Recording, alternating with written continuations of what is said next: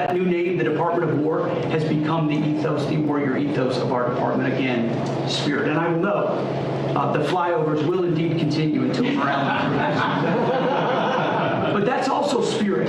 Parades, 250, flyovers, the American people seeing and feeling their military in ways they have not in the past. That's spirit. And then finally, Mr. President, a generational investment. You rebuilt the military in your first term, and you've spent in your first year $1 trillion, and now we are committed in working with Congress to get $1.5 trillion. But this is not the same way we funded our department in the past. This is a businessman in charge. This is a deputy secretary of our department who's a turnaround guy, just like the president is, saying we will not fund money, we will not fund the department the way we have in the past. In fact, so far, $75 billion in private investment from defense companies who are now investing in new plants, new equipment, new assembly lines to build the munitions of the future faster than ever possible. That's saving taxpayer dollars because the companies themselves are investing. That would never, the arsenal of freedom would never happen without you.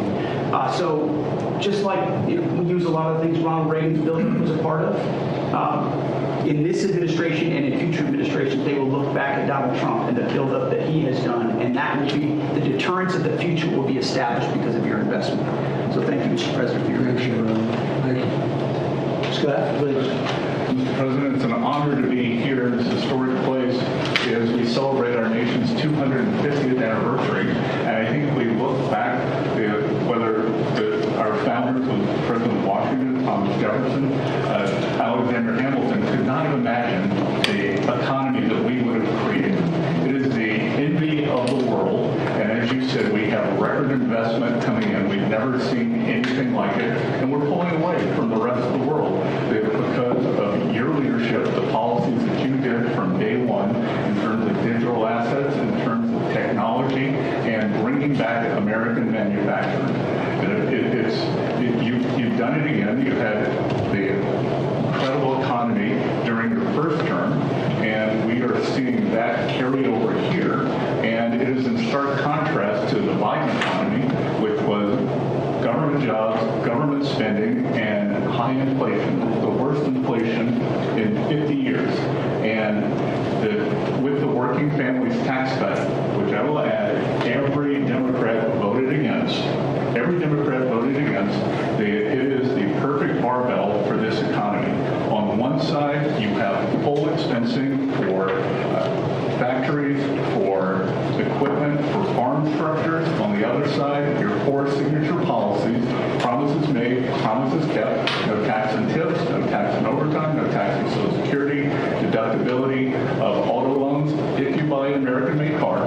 And the Americans are starting to feel it. Core inflation is low. Consumer confidence is strong. We have the highest consumer confidence, came up today, in 5 months. And Main Street is back. Small banks are lending, thanks to your policies. Small banks, community banks are lending again. And the Americans are starting to feel it. As you said, these Trump accounts are the most successful program launched in government history. We've had 7 million families sign up with them. We're going to get to open enrollment, and we will have 70 million families who have signed up for this. 38% of American families, households, have no exposure to our great equity market. And thanks to you, we're going to have an ownership society.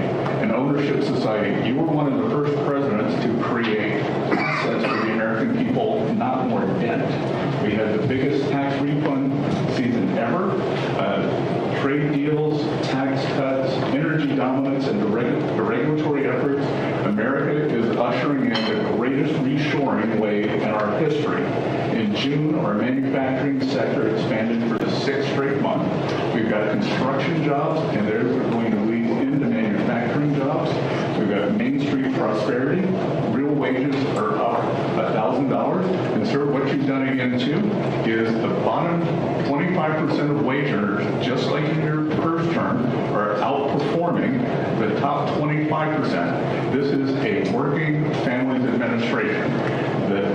In the past year, that group has had wage increases of 5.5%. They have 3 times what the top end has done.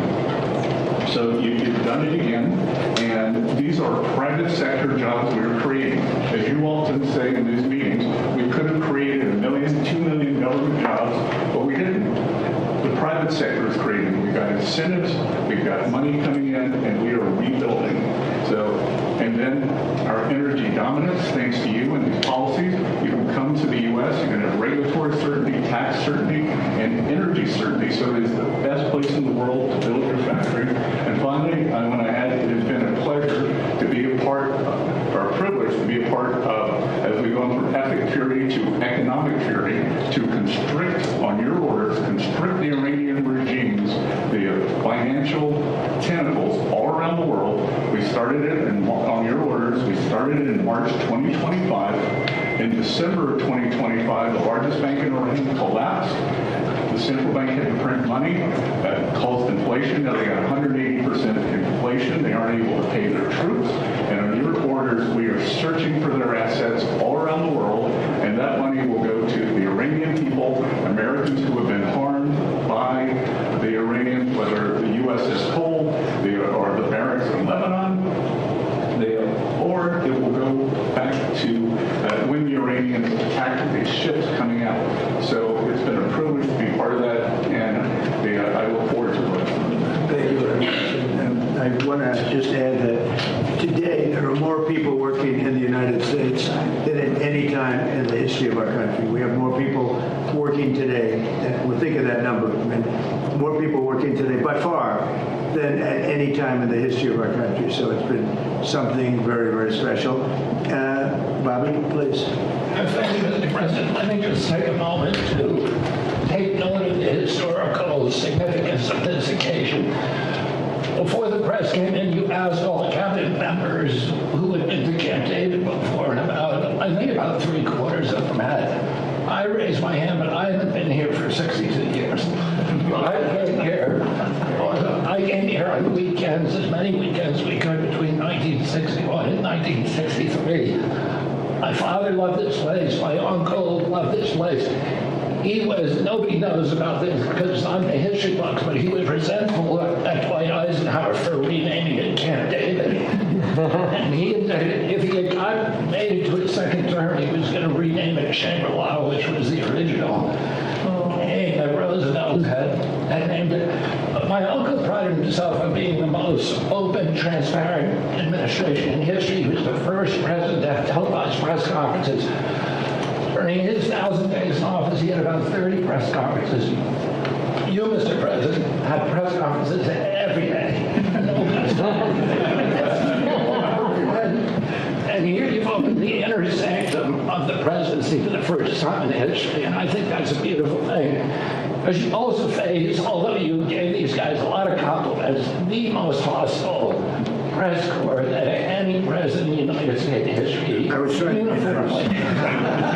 So, anyway, I'm going to talk just briefly about a subject you alluded to, which is the MFN, and just so everybody has a background, you were here to every president promised to fix that disparity between what we pay and what the other developed countries pay.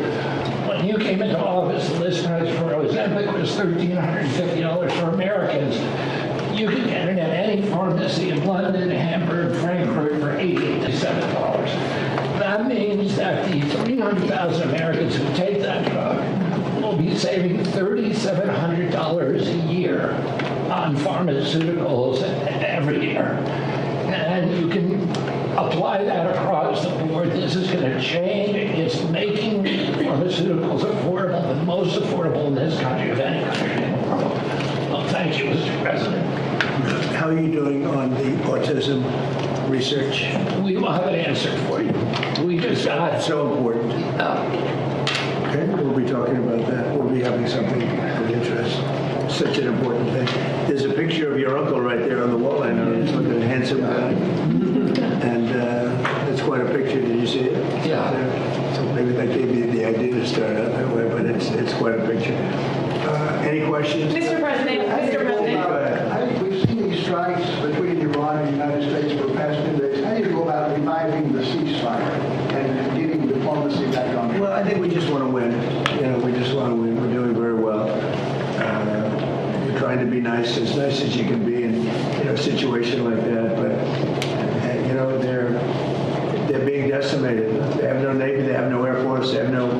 anti-aircraft.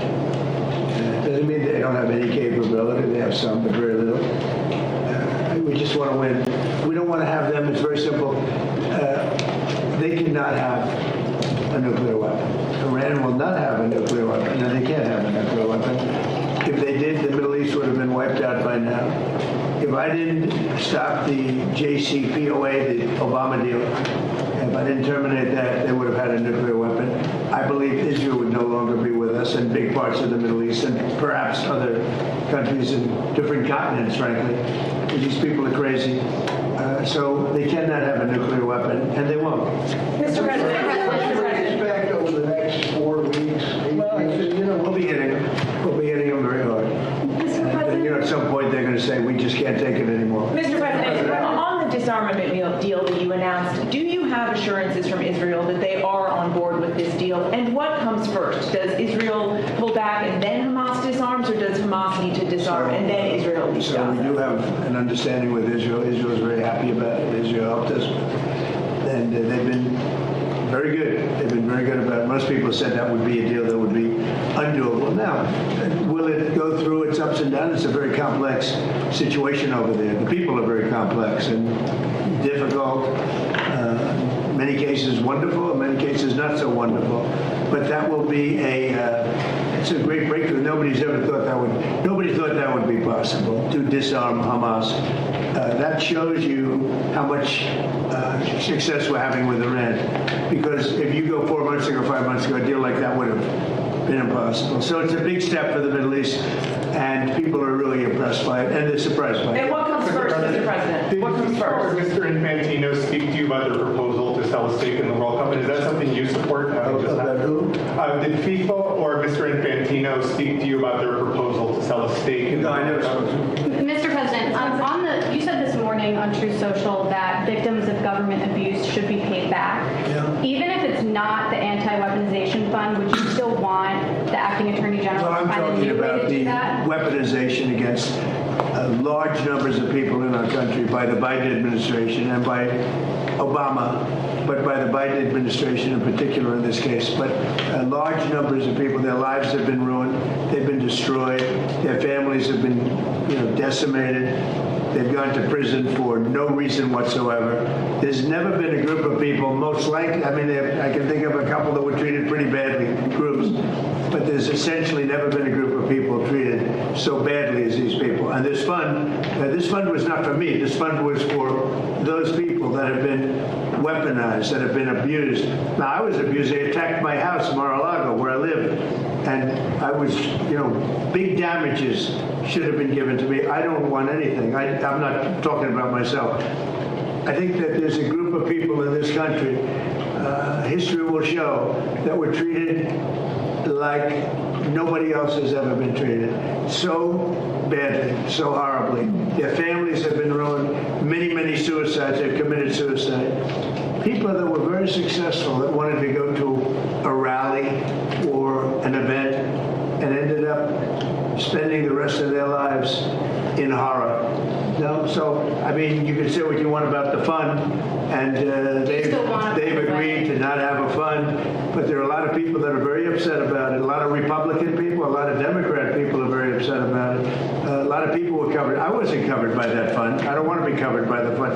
I probably was abused more than anybody in the history of our country, but I wasn't looking for that. But there were a lot of people, and I'll tell you something, Todd Blanche is a very, very good man, and he shouldn't be in the middle of this.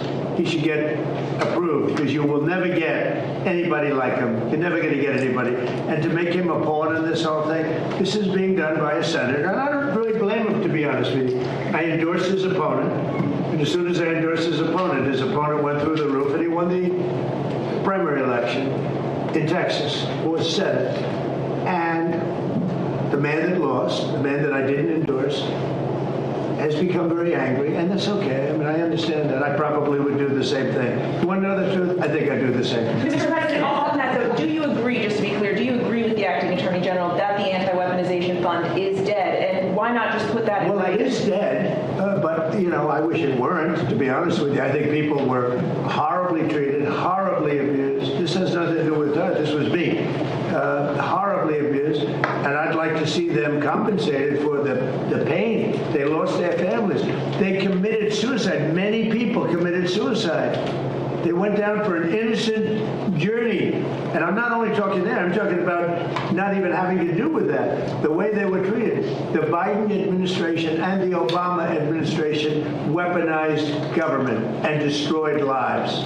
Do you want to are you willing to accept limits on the scope of the audit immunity deal in order to get Attorney General Blanche concerned? Well, no, he should be approved forthwith. I mean, you're never going to get a person like that. Everybody agrees to it. Don't forget, Senator Cornyn thought he was phenomenal until he lost.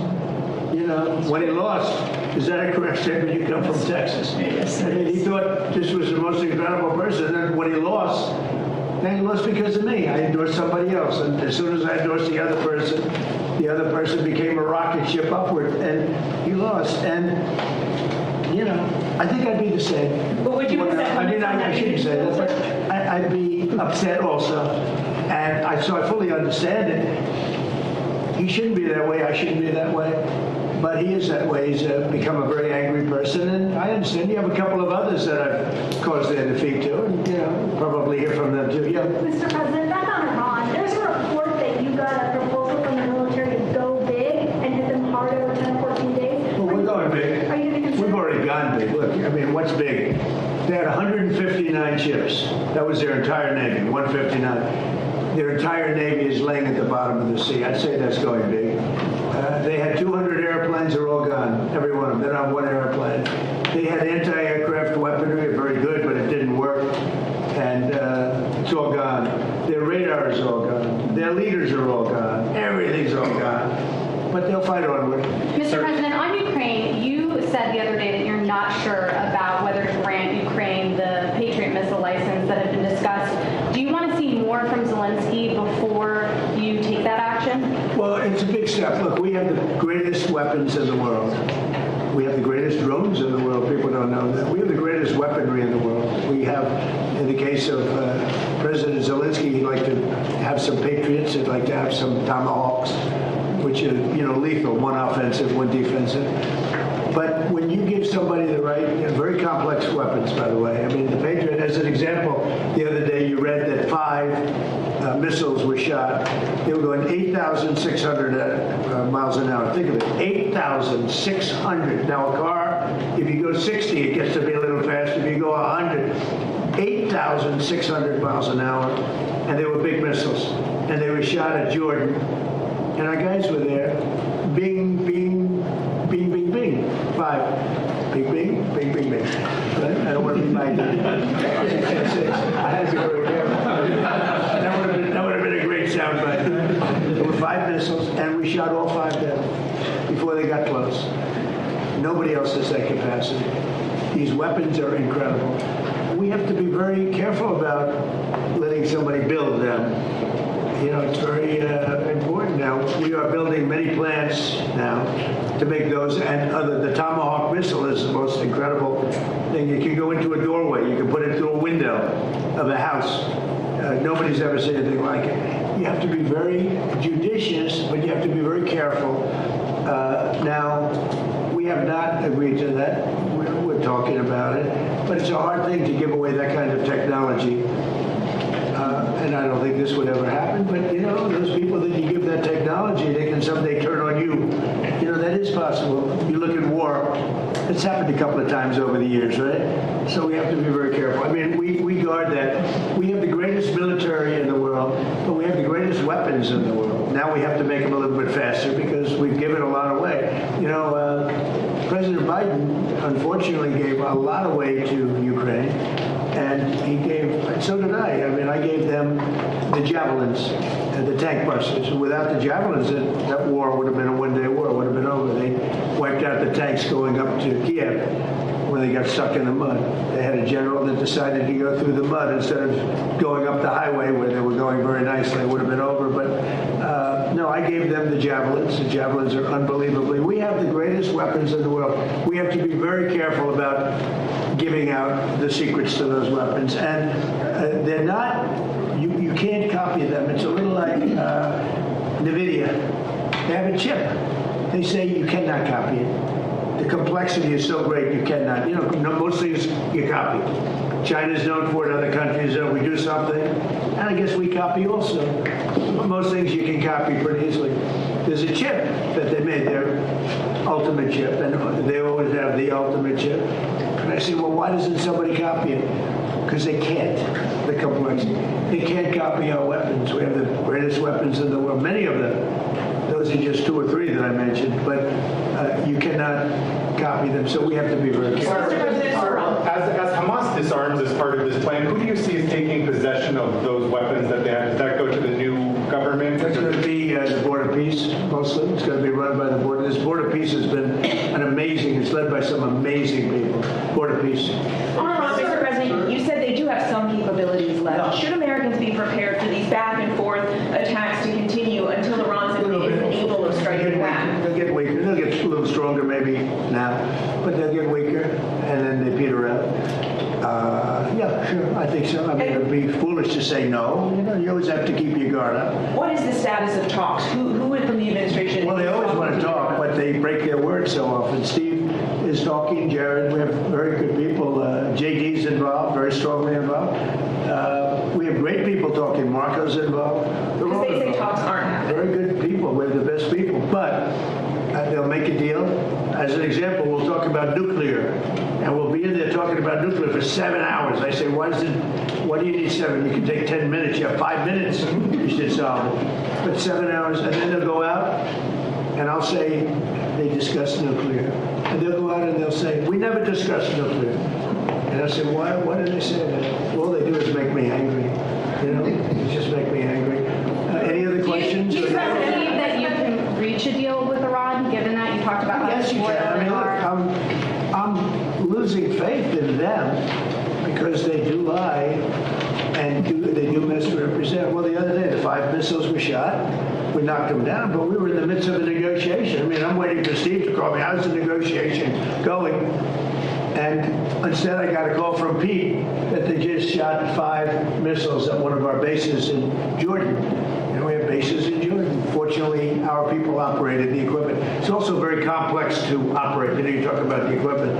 It's you have to be, oftentimes you see, where did you go to school? MIT, Caltech. I mean, they go to schools that are not as normal for the military, to be honest with you. We have unbelievably brilliant people operating that equipment.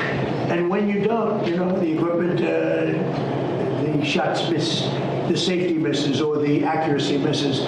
We have unbelievable people. Think of it, we had 111 at one point, a couple of months ago. 111 over a short period of time, missiles were shot at the Abraham Lincoln aircraft carrier. Great, beautiful ship. One of the most beautiful ships to me, design-wise. 111 missiles going out.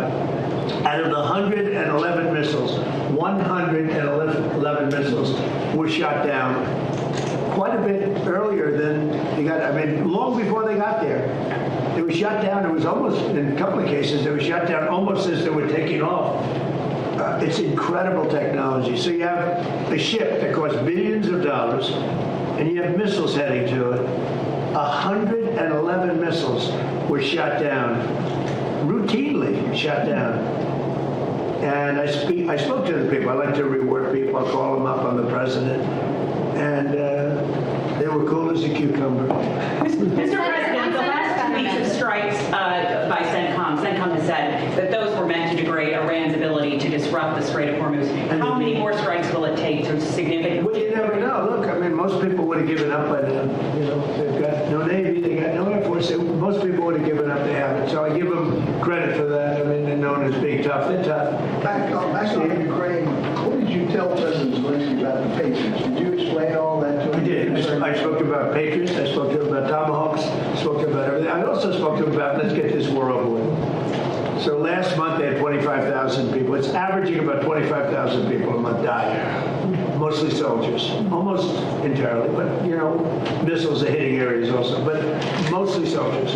They had 25,000 soldiers. The month before that it was 32,000 soldiers. I said, you got to get this war over with.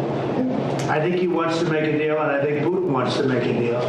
but there's a lot of dislike, as you probably notice. He seems very reluctant to make concessions, President Putin. Well, nobody wants to make concessions, but they're both going to have to make some concessions. I mean, you got to make a deal.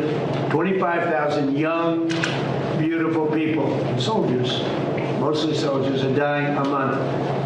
It's, I ended 8 wars. That was the war I thought would maybe go first. And it really hasn't. It's gone less. I mean, I ended wars that were, in theory, much more difficult to end. We had a couple that were into the 30-year category. Well, the Congo, look at the Congo and Rwanda. That was our nasty war. And they have peace. I don't know how long that was going to stay. But we ended India, Pakistan. 11 planes were shot down. That was raging. That was done. I used tariff. I said, if you're going to go to war, 250% tariff, each of them. And they screamed and yelled and were very angry. They were both angry about it. And a day later they called and they said, we will not go to war. But I ended up, and the Prime Minister of Pakistan said I saved 50 million lives. Because that's 2 nuclear powers, serious nuclear powers. Thank you very much, everybody. Thank you.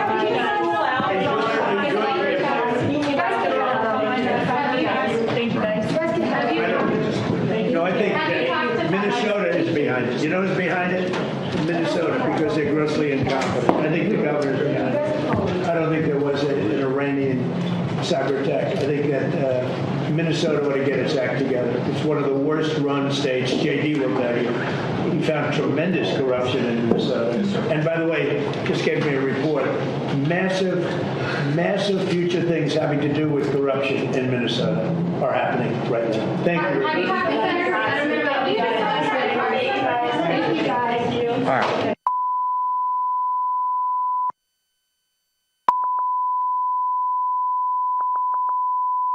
At Camp David hosting a cabinet meeting. We're going to take a quick break. When we come back, we'll have more on what you just heard.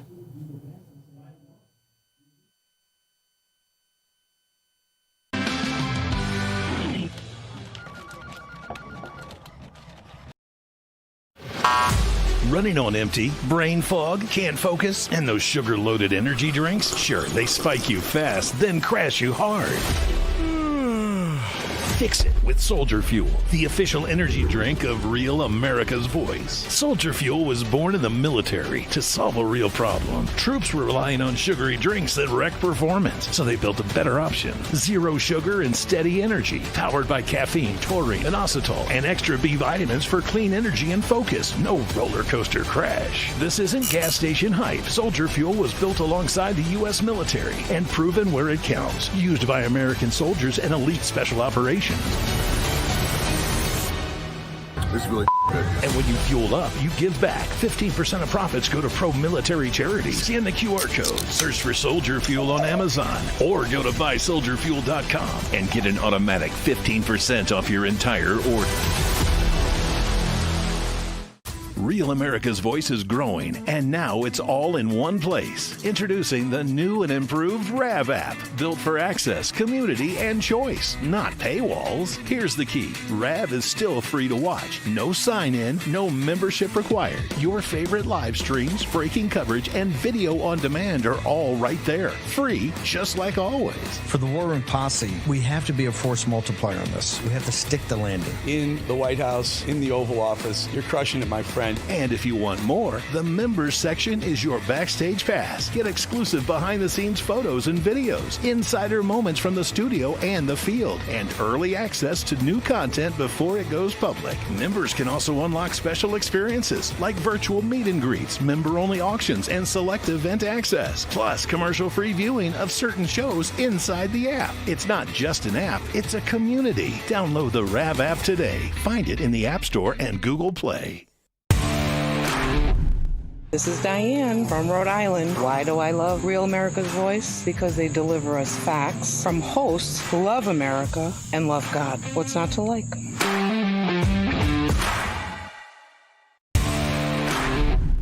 It's Mama Love in northern Minnesota. You know, a collective voice is much louder than a single voice. Thanks, Rav, for giving us a place to chat and connect. See y'all in chat.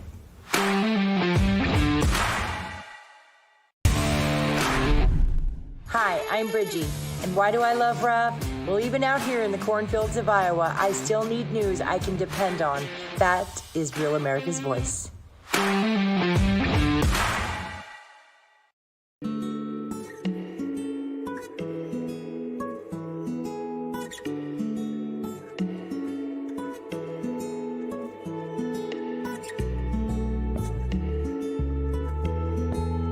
Real America's Voice News Break. I'm Terrence Bates.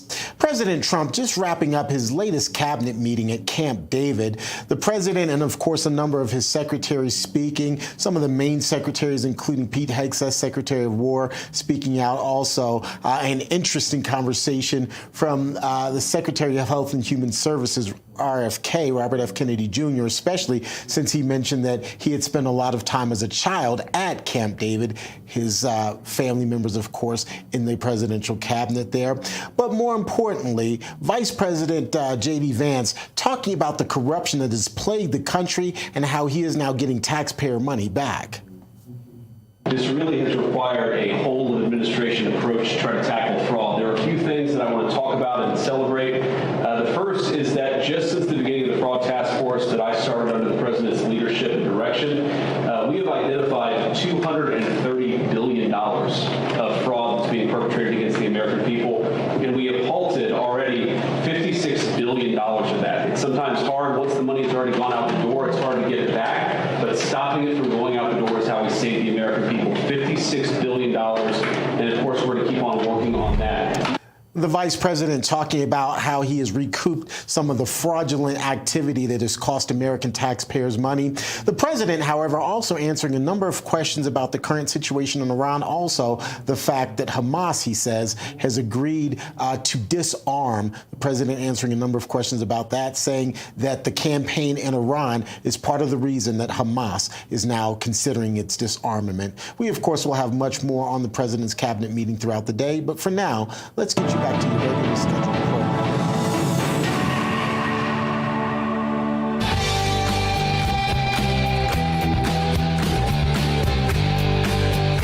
100% American made. And darn proud of it. The Charlie Kirk Show. All right, welcome back, everybody. For nearly 3,000 years, Homer's The Iliad has shaped the Western imagination and thought as one of the foundational works of the West. It explores permanent questions we're all still asking today about honor, courage, leadership, friendships, justice, and what it means to live a noble life. All right. In one of the epic's defining moments, Achilles returns to battle after the death of his beloved friend Patroclus, setting aside his wounded pride to confront the responsibilities that come with greatness. His decision reveals one of the central themes of the Iliad, that true greatness requires that more than just strength. It requires good character, sacrifice, and the pursuit of what's right. That's why Hillsdale College has released its newest free online course, The Iliad, taught by Professor Stephen Smith. The course reveals why Homer's masterpiece remains one of the greatest works ever in Western literature. So check it out today, charlieforhillsdale.com, charlieforhillsdale.com, and check out the newest course. And there's more than 40 of them now, and they're all free, 100% free, right there at charlieforhillsdale.com. Please do check it out today. And now we're going to pivot our conversation with TPUSA students. We're going to be talking about dating, massively important topic. I hope you're enjoying it. We head back right now to our roundtable discussion. All right, so big topics. These are great. This has been really fun. Let's get more personal.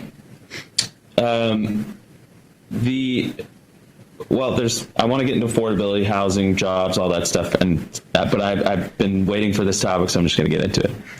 Relationships, dating. Yeah. The conflict that I've heard so much about between guys and girls in Gen Z. Is it real? You said you were waiting for this topic. Did you think we were going to segue from Iran and radical Islam to dating in America? Did you think it was naturally going to happen? Yeah, we went from immigration to dating. Yeah, it's better. So you're being very spicy, by the way. Calling us dinosaurs. Yeah. So is the what's it like dating out there? Do you feel like the men and women are at each other's necks a little bit here, or? I think it could go. goes on both genders, quite frankly. I think. But do you acknowledge that it's a problem, at least? 100%. Okay.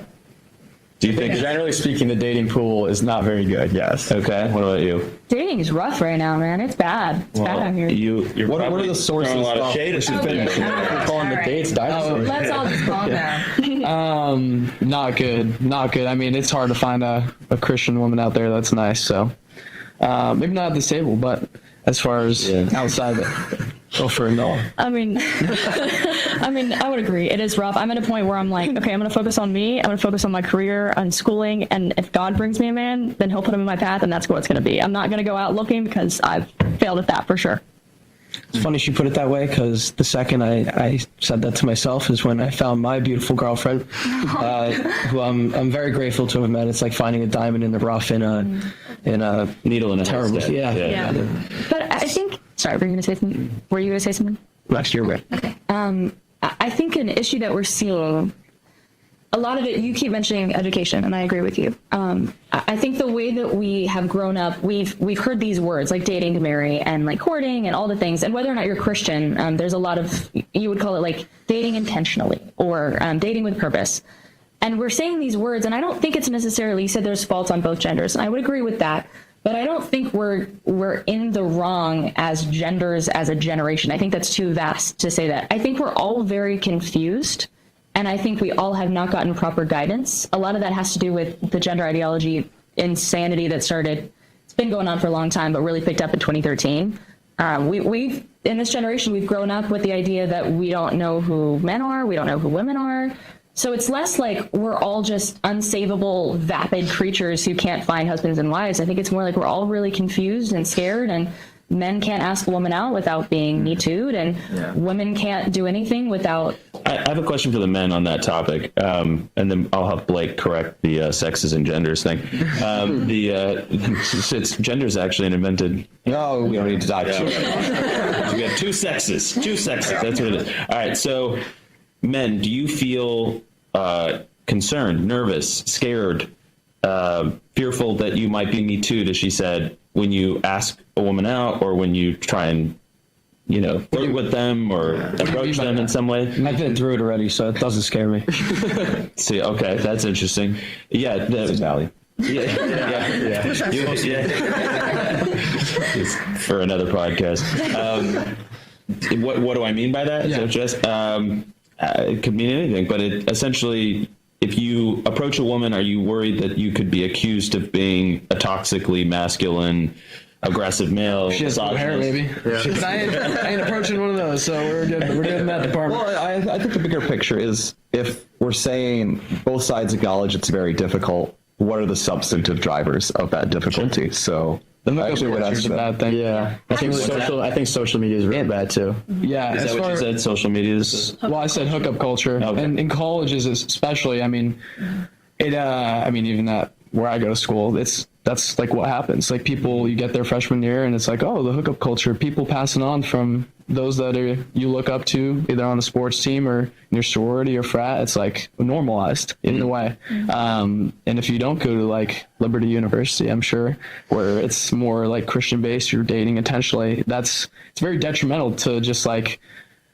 these people don't want families, at least that I've run into, and I've had to come out of relationships with people who don't want a family. Or maybe they're under the impression that this is the time to have fun and I'll do the family thing later. Yeah. I will say I do go to a small Christian university, and you would be shocked about how much of a bad dating culture and hookup culture. I'm sure Kennedy's got some stories. Elaborate on that. Yeah, I think it's interesting because I really like what you brought up, saying that like, oh, you're young, have fun. I've had this conversation with multiple people. You're 20, like you're not that young actually. By the way, it sneaks up on you real quick. Yeah. It really does. Like when you're 25, you will be 30 in like a blink.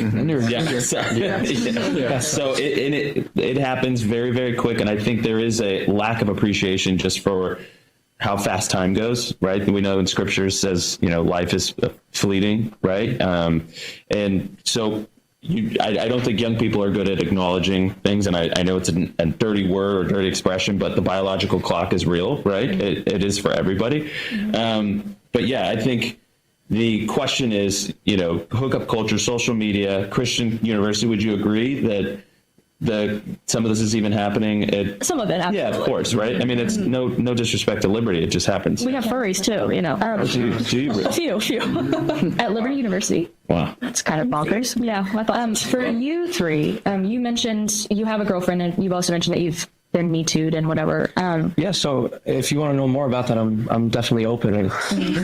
So where are you going? Are you guys looking for a relationship with people? Or are you guys like actively looking to date intentionally? So what do you think has been the biggest, I'm asking you three because you're men, obviously. What do you think has been the biggest separation between the looking for it and the receiving it, like actually getting that? I think also part of the problem is men are so scared that she'll just say no because of cancel culture, because of social media, and because it's this big deal to be rejected now, which that's okay. Like, there's a reason that the term is the worst that she can say is no. Like, that's true. Like, if you go up and approach a woman who's, you know, a woman of God and she has everything you like, and you ask her out and she says no, like, oh, I'm interested in this, or I'm not looking for a relationship.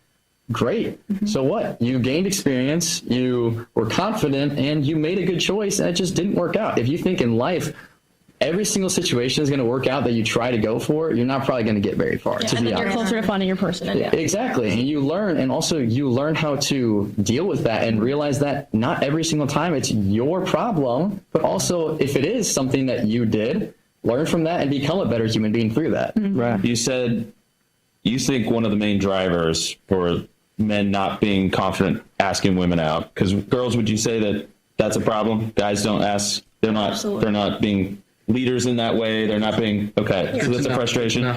Yeah, make a mental note, men. Yeah, I'll just say, you got your notebook right here. I have never been asked out ever once. Wow. Oh wow. Yeah. Wow, it doesn't have that's that. shocking. It doesn't have that. Okay, so this is like mind-blowing. Okay. And there are other women. I'm not just saying me, but like And perhaps, perhaps when I was in college, it was probably trending down, but it was not this bad. Okay. You said people are scared of rejection. Men are scared of rejection because that's become a really big thing. What did you mean by that? Like men have been probably scared of rejection from, time immemorial here, but you're thinking right now because of social media or because so because if you get rejected, then it's going to be on social media, everybody's going to be talking about it. Is that a big driver of it? Let me ask you three a question. Okay, you said you've never been asked out formally on a date. Have you? I'm guessing you've talked and flirted and had guys who were interested, though, in some capacity. In high school. Okay, great. I would say probably for all three, I would almost guarantee you've had an encounter like that where it wasn't face to face and it was all over the phones. Yeah. Yeah, and I think that's because you have a screen to hide behind, and men are so scared of just putting themselves out there and having a face-to-face human conversation, which is, why are they scared, though?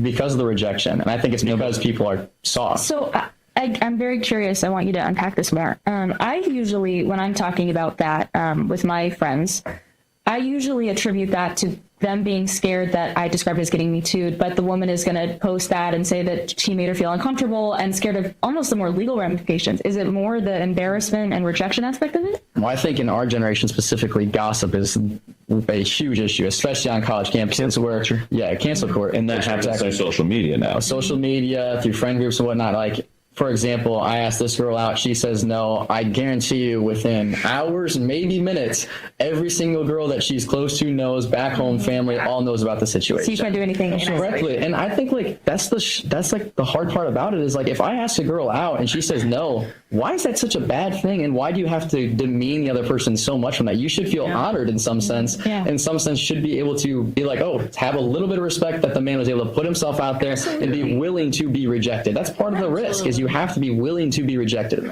Yes, and people can say anything about anybody, and it doesn't necessarily have to be true for your name to be defamed and for people to change their view about you.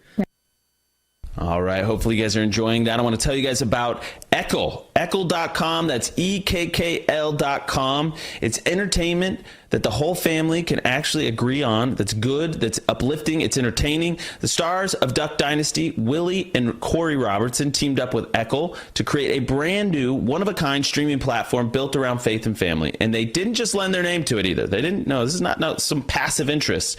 They helped build it from the ground up. You get movies and series that you'll want to watch with your kids, friends, and neighbors. You get podcasts that make your commute a little more exciting. Every single day, you'll get daily devotionals as well. Quick snippets of prayer and scripture to help you start the morning grounded, not scrambling. One platform, multiple ways to feel good about how you're spending your time and connecting with a community that shares your values.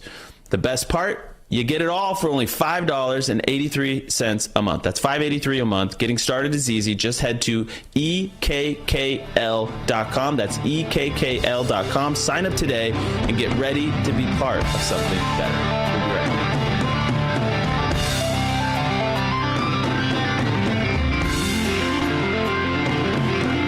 Getting hard is not the same thing as being turned on. That is why Blue Chew Gold was created. Our country is under attack. The America we know is at risk of not being that way. The radical left wants to destroy America. We're not going to let that happen. The younger generation needs you to stand up and lead. It's an inside-out strategy. This is more than an organization. This is a movement. We're here to save the country. AMAC is a family, over 2 million patriots strong. I am an AMAC member, by the way. AMAC gives you the training, resources, and tools to be a citizen soldier. Each one of us can make a difference, and that's what AMAC shows every day. Plus, real benefits like travel discounts, insurance, and Medicare guidance. We are stronger together. Our rights don't come from government. Our rights come from God. RAV family, let's stand with AMAC. To extinguish all the evil that we see around us. Scan the QR code right now or go to amac.us/RAV and let's take our country back together.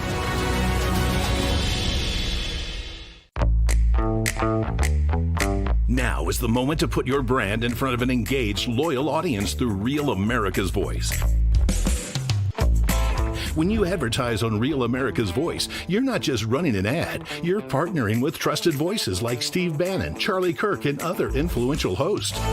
Backed by millions of monthly listeners. What's happening? Because of a Real Voice, man. I watch it all the time. Real America's Voice rocks. Real America's Voice gives sponsors the chance to put their product front and center, displayed on screen and highlighted by our anchors during exclusive segments and live events. Head to freetrumpknife.com. This means your brand becomes part of the conversation as it happens. Secure your spot before it's too late. Join us today and make your brand part of the news conversation that America's viewers trust. Real America's Voice, where your message is seen, heard, and remembered.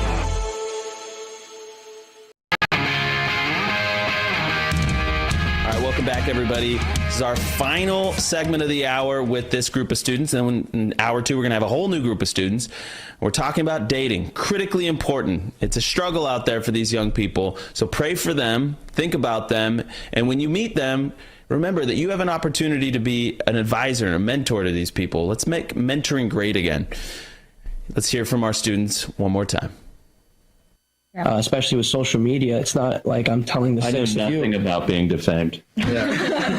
But it's not like I'm talking to the six of you. Like I can make one post on social media and reach thousands, maybe even millions, depending on what my platform is. So, you know, that threat is real. And it's something that I personally experienced for things that I didn't even do. I was the one rejecting the person, and they took it very poorly and resorted to social media to defame me because they couldn't handle being rejected. It's ridiculous. Noah, do you agree with what they're saying, or do you have a different perspective? I would say, well, I'm glad you asked me, because I'm more of like the kind of buck that would go out and be like, hey, would you go on a date with me? Oh, I think there's a lot of athletes on my team that are, I've seen some guys that are very open for going up to a woman, and especially, I mean, are you looking in the right spot? And like the difficulty finding, I think, is more challenging for me, finding someone that I want, you know? And I think I was watching a video of Charlie 2 summers ago, and it was the best advice I've ever had in dating, and it's obviously on your phone, which kind of sucks, but he was like, you got to date someone that has the same ideals as you. And I remember that video vividly because I'm like, oh shoot, like it's probably why I haven't had a girlfriend. And I've had relationships with people, but it's like it never got to that point because I'm like, ooh, like she believes this. She doesn't really like going to church. She's an atheist. And I'm like, oof, like I there's something there where I'm like, why would I pursue something that I can't see raising my children? This is great intel, because I think Blake and I probably would, like, we've internalized these kind of principles. Like, of course you need to date a Christian. Are you a Christian? You need to date a Christian. And by the way, what kind of Christian? Do they believe the Bible? Are they praying? Are they going to church? Like, yeah, absolutely. You need to fish where they are, and you need to make sure that you're getting high quality candidates, right? But I think it's interesting for the women here you've never been asked out. You're complaining that it's a problem. I don't know if you've been asked out. If you've been asked out, what do you want to see from the men of your generation more? And you can talk personally or talk like maybe you and your girlfriends have complained. What are you complaining about right now? To your point, I think more courage. Okay. I don't think there's anything wrong in being chivalrous, but it goes back to being Me Too'd. Men are scared, and not that I'm like pitying. Not Noah, but yeah. Not Noah. Yeah. Some of us are scared. Yeah. Maybe Michael. I don't know. But you think they're scared? I think they What are. do you think? Well, I don't. It's all very complicated, and to be honest with you, I think if we. What do you want out of the young men of your generation? I think. Church date. Yes, definitely. I agree. Do it every Sunday. A lot of guys, most men right now, most young men in our generation, they don't know what they're doing. And that's not in dating, that's everywhere because no one's showing them. Like, you're in trouble for being born as a man these days. I don't blame you for being scared to learn how to be a good man. So I'm going to answer your specific question and not go on a soapbox. I would agree courage is a big thing. I would say intentionality individually. A woman is going to respond very well to a man who says, I'm going to college for this. This is what I'm going to do. This is my plan. This is my passion. This is my conviction. This is where I want to be. And it doesn't have to be all spelled out, but a lot of times I'll be talking to someone and they might be very charismatic and great. I've been asked out before, but when they're talking, it's like, yeah, I'm doing graphic communication. They're just hanging out, and it's intentionality. That's the aimlessness of this generation. What about you? What would you? I mean, I think just be bold. Like, honestly, like, grow up hair, be a man. Okay. And if you do get rejected, then again, don't go on social media and like whine about it or whatever and bash that person. And if you do, like, we get our security through Christ, right? Not in what other people think about us and if they reject us or not. So if you're a real man and you get rejected, you find your security in Christ and you're going to be fine. Yeah. Can I add one thing off of that? Actually, I want to add something you said, because you said a lot of guys, and obviously we play on the baseball team, so obviously they're mostly respectable men. But Yeah. I want to make a statement about baseball fans, wherever they come from, whatever culture they are. The Dodgers are annoying. They are good people. 9 times out of 10. Baseball fans is my Unless favorite. they like the Yankees. Yeah. Good. Yeah. No, even if they like it, I'm telling you. Are you a Yankees fan? Yeah, look at you. Come on. I had it in with him last night already. I don't know. Keep going. The Mets were in the news for dating the other day. Yeah, see that? No. Their Mets announcer was talking about his bloodline being extinguished because his children have terrible. It's funny because you brought up like chivalry, and then you said like a lot of your teammates are either I have some guys who like just do the social media route, but I have some guys who are really aggressive and they're not afraid of anything. I think you got to be in the middle somewhere, right? There's a way to be courageous and bold, but also respectable, and that's what attracts a woman of God, I think. You can't go up to someone at the bar and be like, and also being like, this is going to be someone that I'm going to want to be with. Yeah, is that boldness for sure? Is that the right type? Correct. And anything that can be used for good could also be turned and used for evil at the same time, where you can have this good boldness and good passion, but you can get off on the wrong foot. But I have a really important follow-up question. Blake, sorry, you had more. Well, I just thought it was interesting that you said the guys don't know what to do, and I feel like this actually might be speaking to an even bigger crisis, which is I think nobody knows what to do about anything, which is dating, careers. I've often heard the phrase from people, they'll eventually figure it out. And you hear it from older people where figuring it out was in a much narrower band of options for what to do. There was much more explicit guidance. And that certainly applies to dating as an example, where I think if someone was getting married in 1950, there was a big superstructure of what it actually was socially expected for you to do. There was a narrower range, and everyone knew what these things were. So the unwritten rules were actually known. Whereas today, it's not merely that people don't know what they are. They often are in total conflict with each other.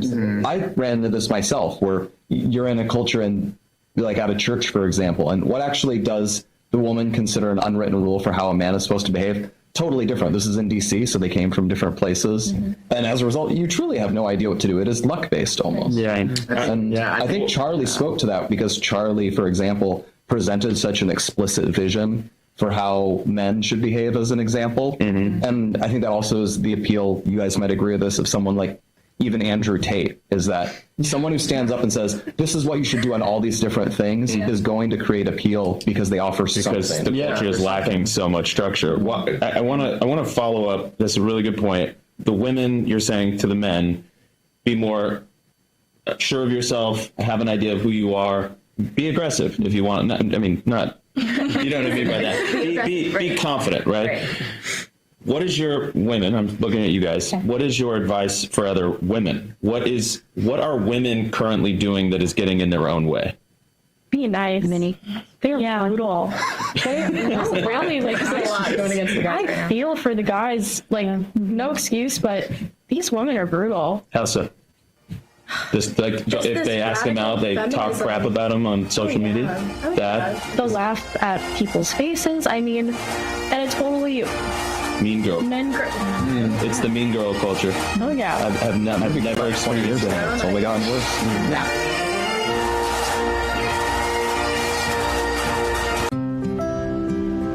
Do you have time to take a survey for our disabled veterans? Do you have time to take Our country is under attack. The America we know is at risk of not being that way. The radical left wants to destroy America. We're not going to let that happen. The younger generation needs you to stand up and lead. It's an inside-out strategy. This is more than an organization. This is a movement. We're here to save the country. AMAC is a family, over 2 million patriots strong. I am an AMAC member, by the way. AMAC gives you the training, resources, and tools to be a citizen soldier. Each one of us can make a difference, and that's what AMAC shows every day. Plus, real benefits like travel discounts, insurance, and Medicare guidance. We are stronger together. Our rights don't come from government. Our rights come from God. RAV family, let's stand with AMAC. To extinguish all the evil that we see around us. Scan the QR code right now or go to amac.us/RAV and let's take our country back together.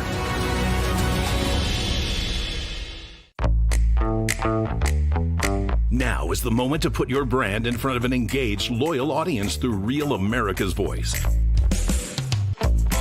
When you advertise on Real America's Voice, you're not just running an ad, you're partnering with trusted voices like Steve Bannon, Charlie Kirk, and other influential hosts. Backed by millions of monthly listeners. What's happening? Because of a real voice, man. I watch it all the time. Real America's Voice rocks.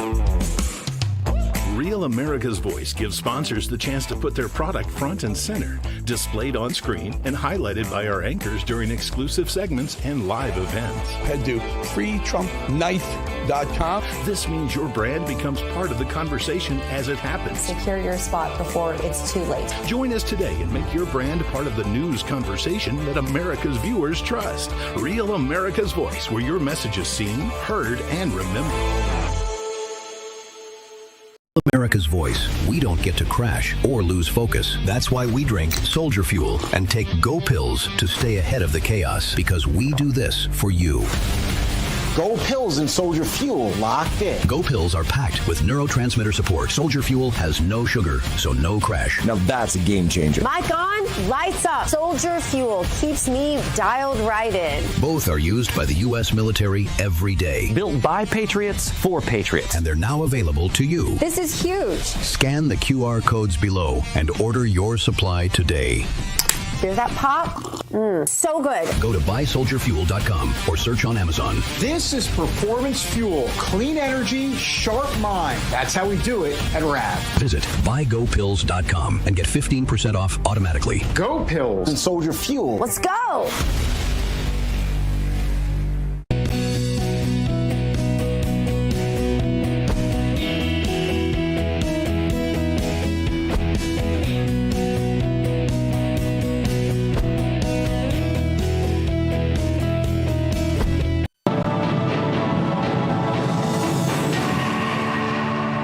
Welcome back to this Real America's Voice news break. I'm Terrence Bates. We appreciate you being here with us.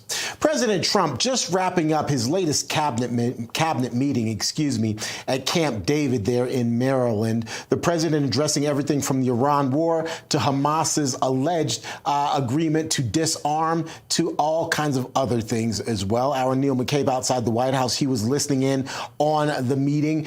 Anything that really stood out to you, Neil? Hey, Terrence. It was an extraordinary cabinet meeting held in an extraordinary location. Of course, Camp David, which is quite historical, and traditionally it's been the retreat for presidents who didn't have their own sort of retreat and resorts like President Trump owns. So after he leaves Camp David this afternoon, he'll be going to Bedminster, his golf course in New Jersey, until he returns Sunday night. I thought the president was very strong in his explanation of the peace treaty truce, which was signed in Gaza. Very significant. He credited his board of peace. He also talked about the Iran conflict and how he was willing to continue to hit the Iranians harder. I also thought, Terrence, it was interesting. He called on Secretary of State Marco Rubio, and so each of these guys sort of had a chance to highlight something, right? So Secretary of State Rubio said he was really proud of the conference he held with people from other countries about left-wing violence. Vice President J.D. Vance, he said he's most proud of the work he's doing on fraud and anti-fraud task force. And Secretary of War, Pete Hegseth, he talked about how proud he was of the new recruitment numbers, which have really increased the number of people enlisting in the military. And so as they went, so it's like, okay, that's what's on their mind. What's interesting about J.D. Vance talking about the fraud task force is that the political team at the White House is absolutely convinced that that is the issue that they can hammer home going into the midterms. Yeah, and the vice president talking about the tens of millions of dollars that he has been able to recoup for American taxpayers. Yeah, absolutely. This is stuff that people talk about all the time, and you wonder, right? Everyone knows that there are people ripping off the Treasury, but nothing ever happens. And you wonder, well, just how much are they stealing? And I think that is what resonates with Americans, and hopefully it will resonate with voters, that people talk about it. But yes, this is the actual fraud. This is how much they're stealing, and these are the people who are doing it, and we're putting them in cuffs, Terrence. No, absolutely. Let's just be honest here. The location of today's cabinet meeting, I think it's curious for many of us. President Trump rarely, and I'm not going to say never, but rarely has gone to Camp David. He has, I think, insinuated that his properties are better than Camp David anyway. So to host this cabinet meeting at Camp David, it's a little curious, no? So Camp David was first used by FDR, who called it Shangri-La. President Eisenhower named it after his grandson, David, who married Nixon's daughter, Julie. Just a little tidbit there. It's about an hour's drive from D.C., about a half-hour trip by Marine One. And it is an interesting call because, as I said, he's leaving for Bedminster this afternoon. One could think that maybe it was an opportunity for the president to be alone with his cabinet and senior staff, away from all the static in Washington, to talk about some very serious issues, such as the war with Iran, such as the economy, such as the midterms, Terrence. Also an opportunity to maybe strategize in advance of the midterms. Exactly. And, of course, we have the midterm convention coming up in Dallas in September, Terrence. Absolutely. Let me start making my plans now. I think I may end up there. Neil McCabe reporting for us outside the White House. Good to see you, Neil. Have a great weekend. Take care, man. All right, take care. Again, the president just wrapping up a major meeting there with his cabinet secretaries at Camp David there in Maryland. We, of course, will continue to have more coverage on that throughout the day here on Real America's Voice. For now, we're going to take a quick break and then get you back to your regularly scheduled programming. Thanks so much for being here with us.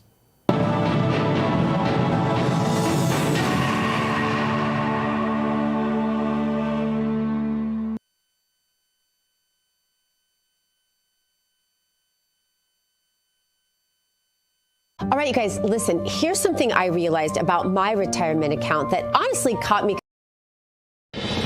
Our country is under attack. The America we know is at risk of not being that way. The radical left wants to destroy America. We're not going to let that happen. The younger generation needs you to stand up and lead. It's an inside-out strategy. This is more than an organization. This is a movement. We're here to save the country. AMAC is a family, over 2 million patriots strong. I am an AMAC member, by the way. AMAC gives you the training, resources, and tools to be a citizen soldier. Each one of us can and make a difference, and that's what AMAC shows every day. Plus, real benefits like travel discounts, insurance, and Medicare guidance. We are stronger together. Our rights don't come from government. Our rights come from God. RAV family, let's stand with AMAC. To extinguish all the evil that we see around us. Scan the QR code right now or go to amac.us/RAV and let's take our country back together.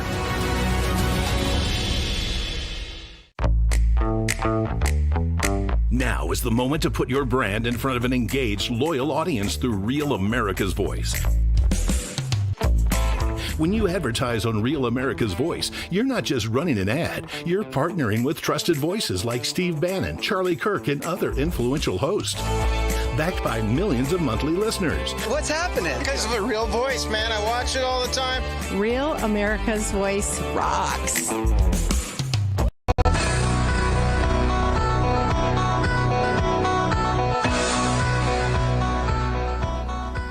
All right, welcome back, everybody. Hour 2 is underway, and we have a new group of students. These are all high school Gen Z men.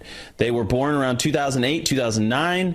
That was, I can't believe it, that they're already basically graduating high school very soon, and they're going to be voters. And so it's a whole new generation with a whole new lived experience. I was so curious to get their perspective on memes, on internet culture, on how they get their news. We cover so much ground. If you are curious about Gen Z, this is a must-watch hour. I cannot stress that enough. Let's hear from them in their own words. All right, welcome to our Chapter Leadership Summit 2026 Roundtable with exclusively high school dudes, which is a unique one. We had never done this before, so this is going to be really fun. I think this is one of the more critical conversations we can have because what you're about to find out, just even from the few minutes I've spent with these young guys, is that their culture is completely foreign. It's like an alien planet to older generations. And by older generations, I mean millennials and on. So you're going to learn a lot, I believe, here. And just to underscore the point, who around this table is going to be old enough to vote in the next generation or the next election, 2028? Okay, but can you vote in the midterm? Yes. So we are talking to voters that will determine the future of Western civilization very, very soon. Let's go around the horn here and talk to you guys about what year you were born. Give me your name and all that stuff, and then tell everybody what year you were born. Sweet. I'm Jack Robertson. I'm from Houston, Texas. I was born in 2008, so I'm 18. 2008. Jason Gabriel. I'm from Manhattan Beach, California, born in 2009. I'm Duke Denman. I'm from Austin, Texas. I was born in 2008. I'm Van LeMay. I'm a student at West Michigan Aviation Academy, and I was born in 2009. My name is Henrik Ellick, and I'm 18. I was born in 2008. I'm Logan Hammond. I'm from Fort Wayne, Indiana. I was born in 2008, so I'm 17 years old. I'm getting very self-conscious about this. Yeah. 2008 was the first election I voted in. Yeah. And these guys probably don't remember Obama winning an election. Yeah, right. Which is wild. So Charlie started Turning Point because he watched the Obama mania take over, and he was like, we need an answer on the right. And you guys were born when Obama was elected, and I think you said 2009? Yep. So you weren't even alive when Obama was elected. And for all practical purposes, you have no memory of U.S. political culture before Donald Trump.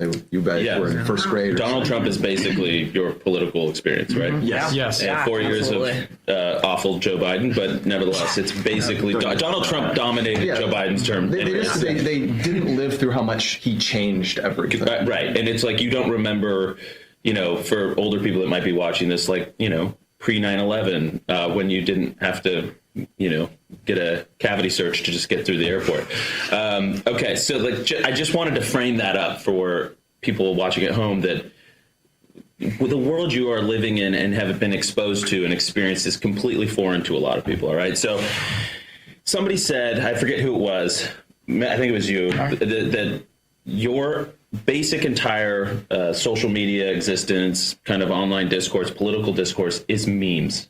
Is memeified. Yeah. Everything's memeified. Everything's sort of like joke based. Mm-hmm. Is that a fair description? Yes. And if it's not, explain. Yeah, I mean, I think we're living in a different era of civil discourse. I mean, I think Charlie put it, right? I mean, Charlie was the epicenter of this new internet form of politics. And all of us, we're getting our content. Even like some of these guys, they're my friends. Like when I learn something about politics, often it's, I see one of your guys' videos, send it to a buddy, they send it to me. You know, everything is based on that, but then also you have the negative of that, which is the memes, right? Like you have all these things, you know, the Kirkified memes, the everything. And it's, you know, some of it's funny, but some of it's like making light of just horrific things. We should expand on what you mean by that. So Charlie, since his death, has become, to my understanding, like a stock meme character, practically. It's disgusting.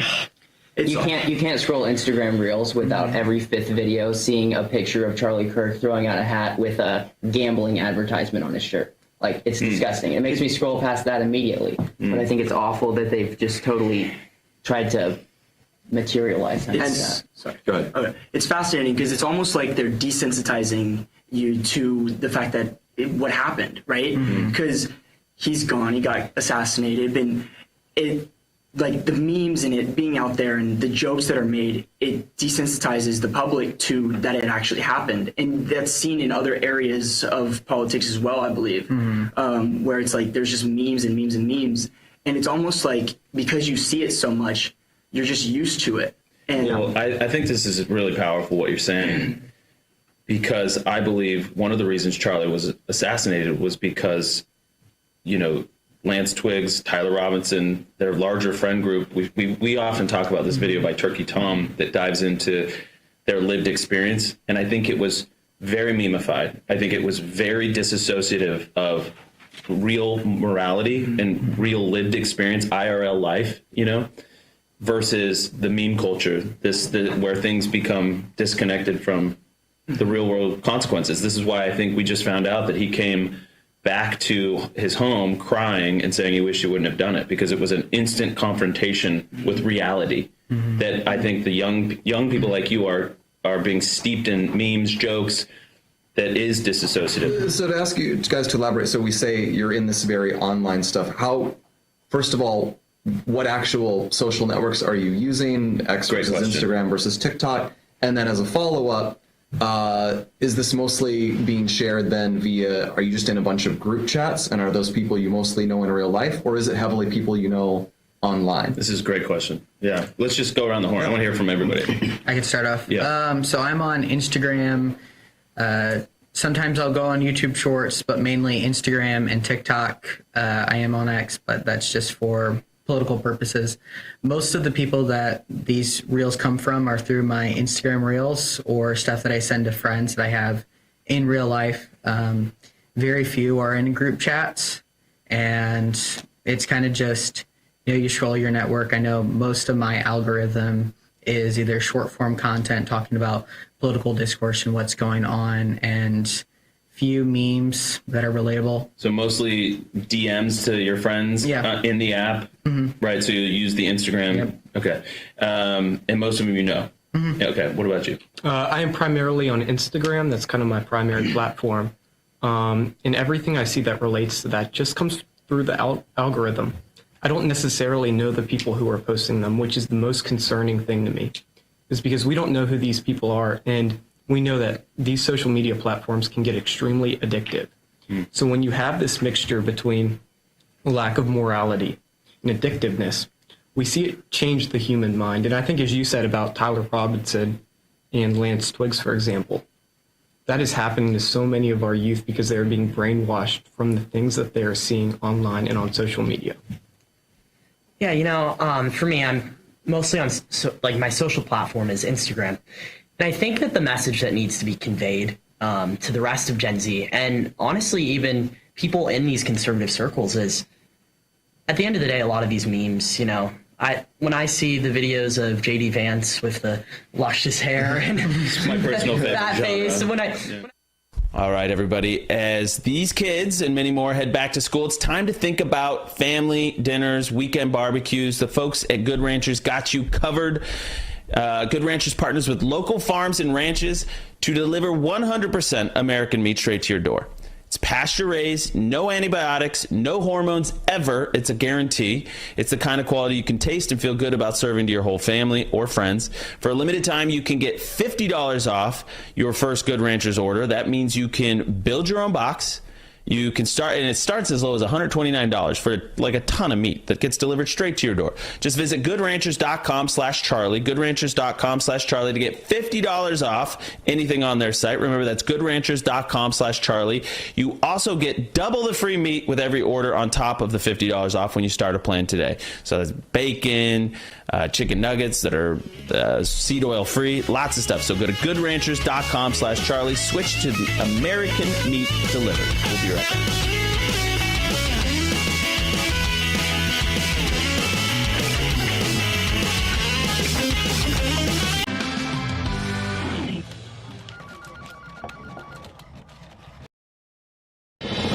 Our country is under attack. The America we know is at risk of not being that way. The radical left wants to destroy America. We're not going to let that happen. The younger generation needs you to stand up and lead. It's an inside-out strategy. This is more than an organization. This is a movement. We're here to save the country. AMAC is a family, over 2 million patriots strong. I am an AMAC member, by the way. AMAC gives you the training, resources, and tools to be a citizen soldier. Each one of us can make a difference, and that's what AMAC shows every day. Plus, real benefits like travel discounts, insurance, and Medicare guidance. We are stronger together. Our rights don't come from government. Our rights come from God. RAV family, let's stand with AMAC. To extinguish all the evil that we see around us. Scan the QR code right now or go to amac.us/RAV and let's take our country back together.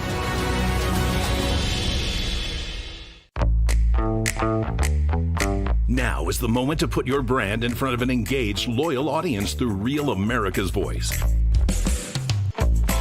When you advertise on Real America's Voice, you're not just running an ad, you're partnering with trusted voices like Steve Bannon, Charlie Kirk, and other influential hosts. Backed by millions of monthly listeners. What's happening? Because of a real voice, man. I watch it all the time.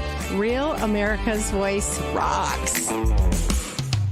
Real America's Voice gives sponsors the chance to put their product front and center, displayed on screen and highlighted by our anchors during exclusive segments and live events. Head to freetrumpknife.com. This means your brand becomes part of the conversation as it happens. Secure your spot before it's too late. Join us today and make your brand part of the news conversation that America's viewers trust. Real America's Voice, where your message is seen, heard, and remembered.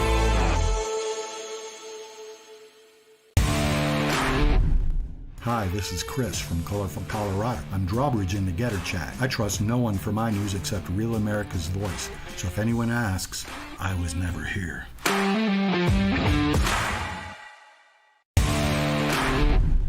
Howdy, Rab fams. It's Warbringer here. Love you all. Rab is the only place to get the truth, and this is the only way we're going to be able to restore our republic.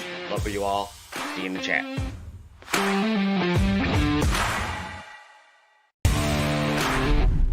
I'm Lou, Mega Pilot from Rab's Getter Chat here in beautiful Trump County, Florida. The best place for real news is Real America's Voice.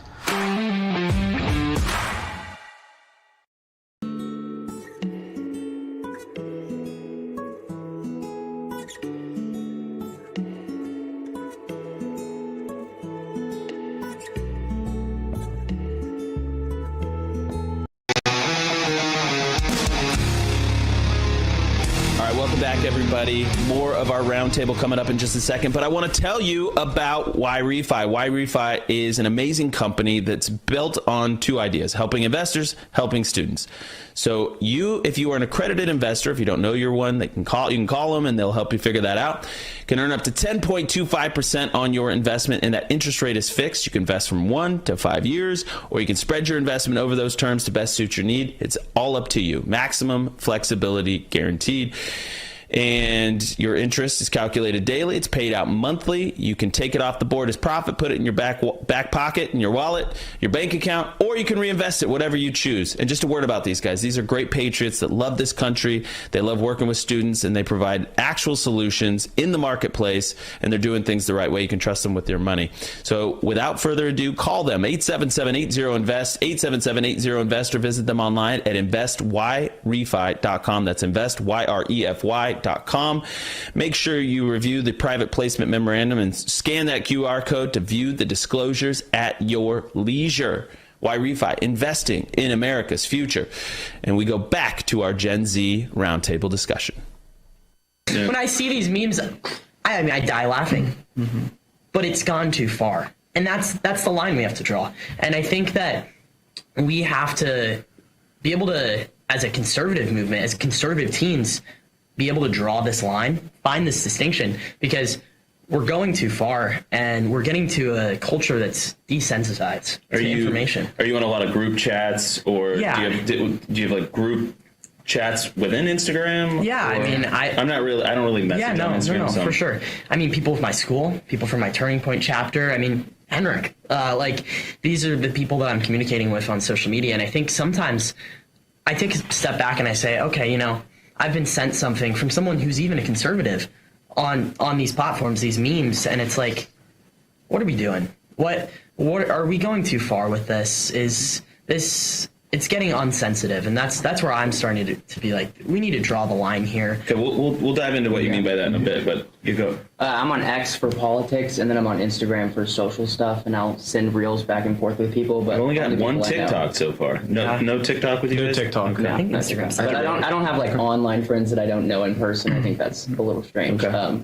Yeah, I'm mostly on Instagram and Snapchat. Instagram is where the majority of the reels and that sort of content, I would say, seeps into my life. It's really fascinating, the difference in how people act when they're online, or even in person showing you something online, compared to when they're in person. I've got friends who I know they're great people. I know they're good people. I know the morality. I've been friends with them for years, yet I've seen them laugh at completely senseless memes, the Kirkification stuff we were talking about. For anybody who doesn't know, there's deep fakes of Charlie Kirk that people share, and my friends were dying laughing. And I asked them, what's funny about that? And nobody could articulate what it was that made them laugh. It was just some reaction, a very overt reaction that happened as a result of seeing whatever content was thrown their way.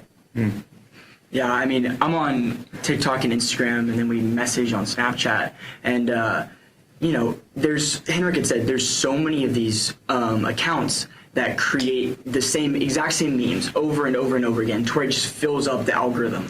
And then the algorithm, is flooded with all these memes and images of the Kirkifies and things like that. And then they get sent to each other, and we're all in group chats and stuff like that with my buddies, and they all get sent to them, and it is like this almost mindless reaction to it. Like, what's happening? Are they depictions of his death, or? No, it's his face, normally from one shot or one angle, and it's put onto things, whether it's like Pikachu or another meme that gets added in. Like, it's random. Yeah.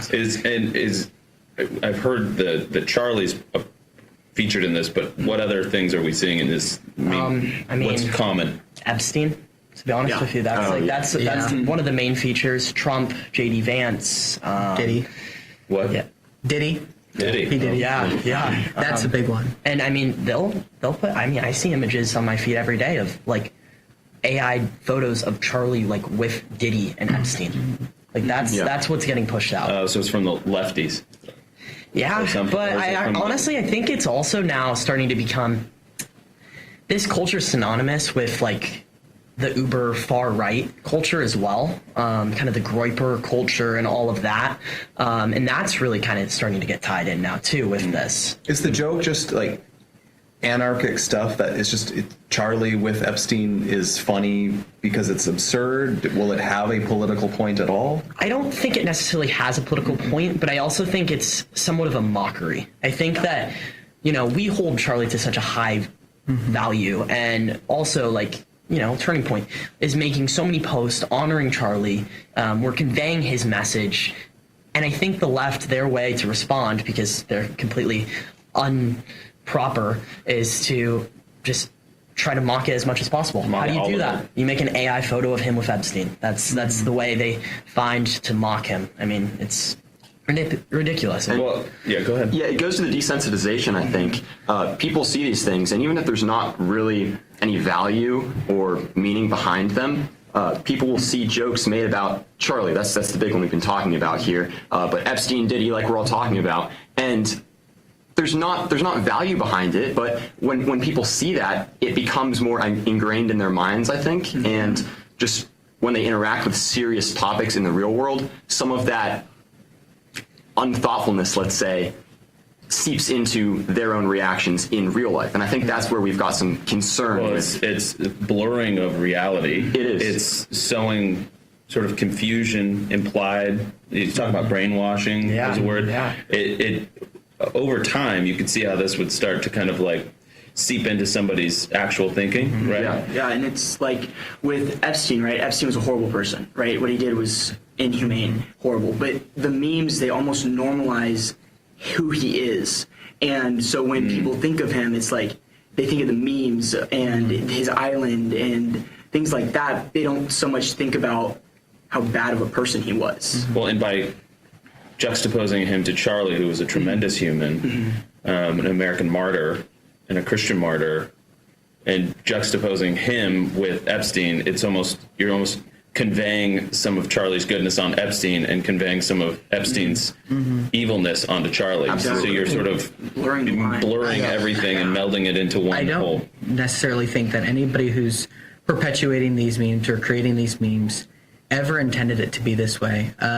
We all live in a digital age, and a lot of people who may not be super involved like we are in real life, they kind of just take the stuff that they see online. They take the elections and they take the one-clip liners, and they don't understand that this is real life. They can tell you that they think it's real life, but they don't actually understand the gravity of the situation. And so a situation like Epstein or P. Diddy or the public murder of Charlie, it all just comes off as something they saw online. And it can all blend together in their head.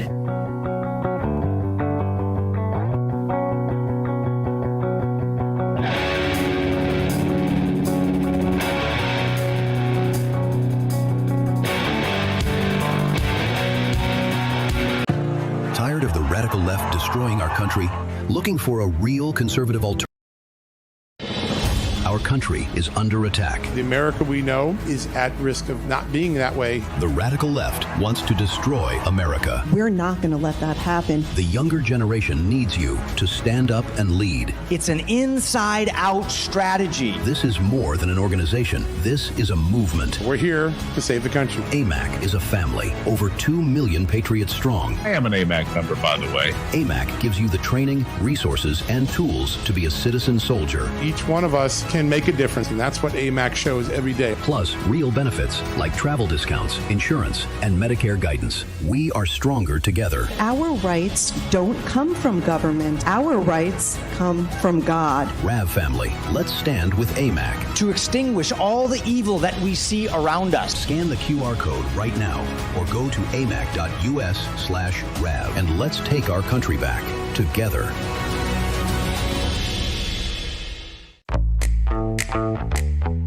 Now is the moment to put your brand in front of an engaged, loyal audience through Real America's Voice.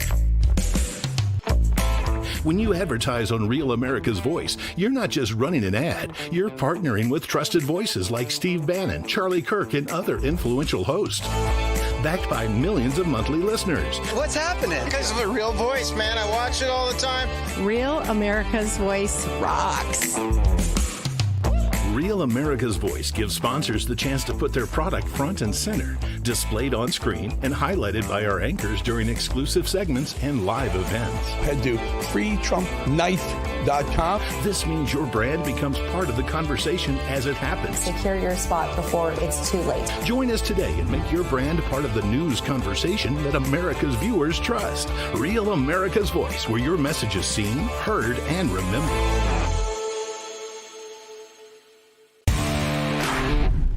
Hi, this is Chris from Colorado. I'm Drawbridge in the Getter Chat. I trust no one for my news except Real America's Voice. So if anyone asks, I was never here.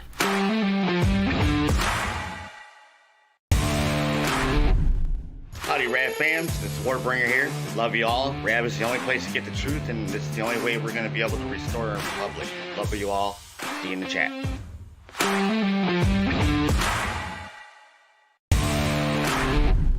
I'm Lou, MAGA pilot from Rab's Getter Chat, here in beautiful Trump County, Florida. The best place for real news is Real America's Voice.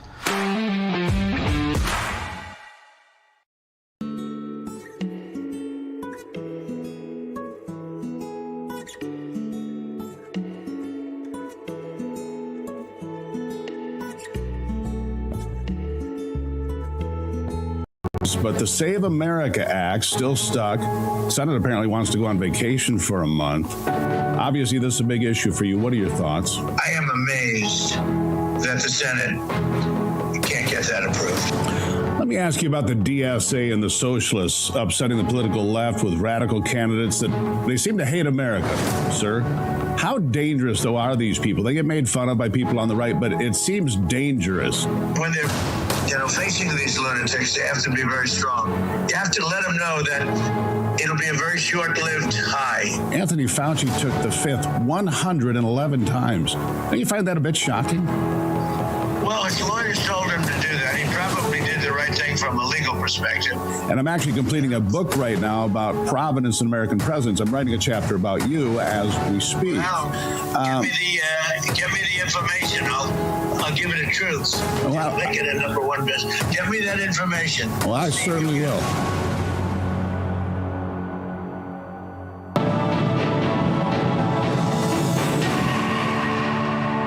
Terrence Bates here with your Real America's Voice news break. We appreciate you being here with us. As you just heard, you may want to stay tuned to Real America's Voice for Steve Gruber's one-on-one interview with President Trump. That will happen during America's Voice Live, which is just a couple of hours away. In the meantime, President Trump holding a cabinet meeting at Camp David earlier today. He talked about everything from Iran to Trump accounts. On July 4th, we launched Trump accounts to keep a vision of our great, big, beautiful bill. And these tax-free investment savings accounts have already been activated by over 7 million children. These are investments made in our future, which is our children. Our children are the most important aspect of our future, with more being added each day. So it's a tremendous hit, over 7 million, and really just got going, I would say, Scott, about 2 weeks ago when it was we got the final approvals. And we have over 7 million. Actually, there's never been anything quite like that. Again, hear more from President Trump during his one-on-one interview during America's Voice Live with Steve Gruber. It starts at 3 o'clock Eastern. We'll see you then.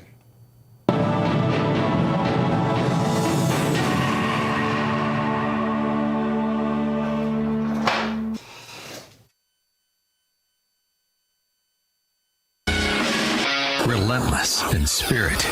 You're listening to The Charlie Kirk Show. All right, welcome back, everybody. We're going to get back to our roundtable discussion with Gen Z men in just a second. But first, I want to tell you about Strong Cell. StrongCell.com is an amazing product, and everybody at the office steals my Strong Cell stash, and it's getting a little bit old. I'm not going to lie, but I do take 1 to 2, mostly 2 a day. I can only tell you to take 1 a day, but it is jam-packed with something called NADH. NADH powers the 30 trillion cells in your bodies. It is the fuel for the mitochondria in your cells, which are the power source for your cells. So if you have brain fog, chronic fatigue, chronic illness, all kinds of stuff, NADH may very well be the solution you're looking for. It's taking the supplement world by storm. There's a reason for that.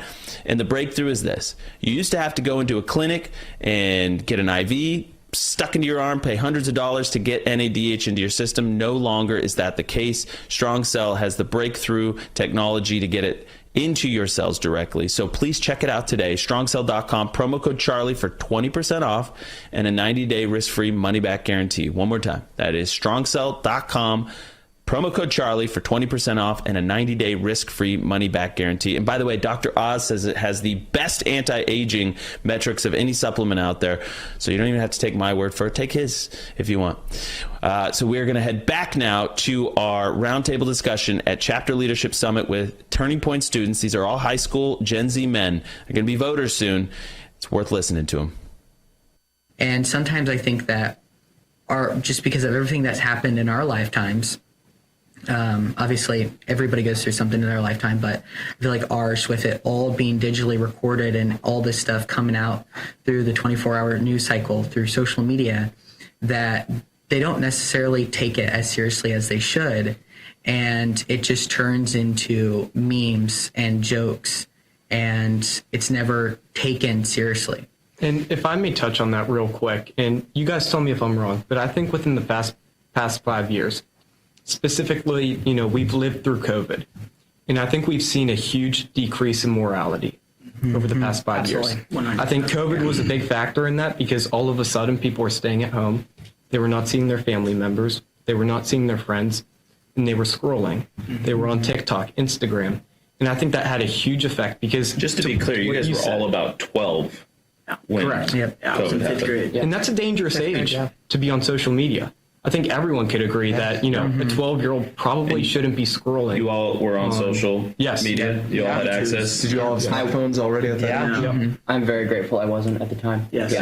I was listening to audiobooks during COVID and going on walks. That's why you turned out at Turning Point.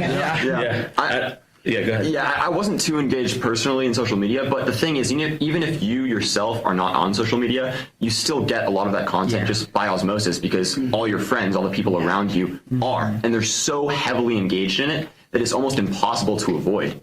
Yeah, it's a really good point. And like for me, tabling, when I'm doing activism events with Turning Point and going out into the community, I'll have students come up to me and like start like reciting like phrases from like Charlie Kirk memes. Like, I don't know if you've heard like the AI songs and stuff. AI songs? Yeah. Like there's all these different things, and they'll come up to me and they'll be like Charlie Kirky and like say all these things. And it's like, you're letting this bleed not only into your feed, but into your real life, to the point where you'll come up to a Turning Point student and just start reciting AI slop. This is really interesting to me because, we're, because of what we have to do on a daily basis, we're constantly keeping track of the news, actual facts, source information, reported information, which has a lot of factual issues in and of itself, but at least it exists within a framework and a context where they get checked by people and fact checked by people. But it's becoming apparent to me that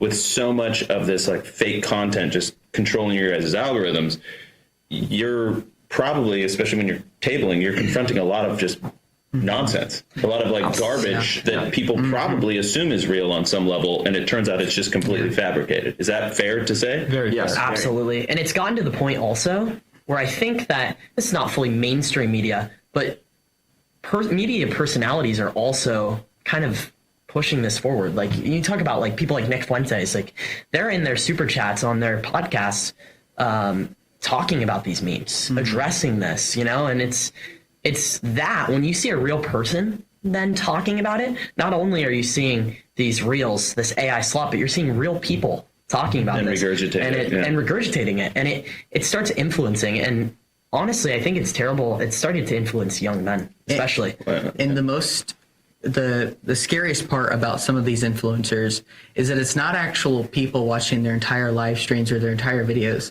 They get clipped, and then people just find them funny.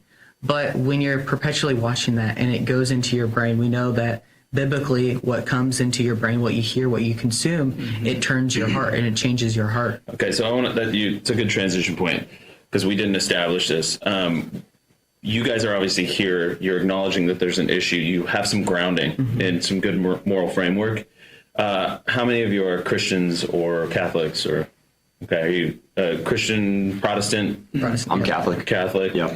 I'm Catholic. Okay.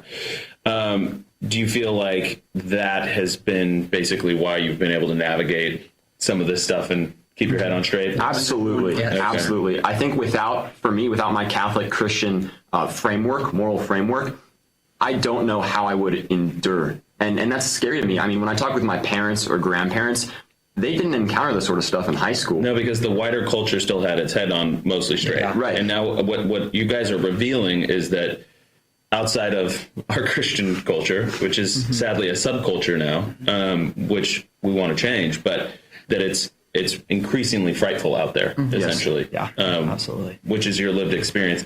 So that I just wanted to get some basic framework here for where you. So Danny's telling me that because he's he interacts with you guys a lot more in this age group, that there is a general sort of lack of basic understanding of what you want to do and who you want to be, what you want to do with your life. Is that, first of all, is that accurate? If it's not accurate for you, is it accurate, would you say, of your wider friend group, wider culture in your age group? For me, not so. For my wider friend group, yeah. I would also say like aimlessness. I would say that they don't carry a lot of purpose in life.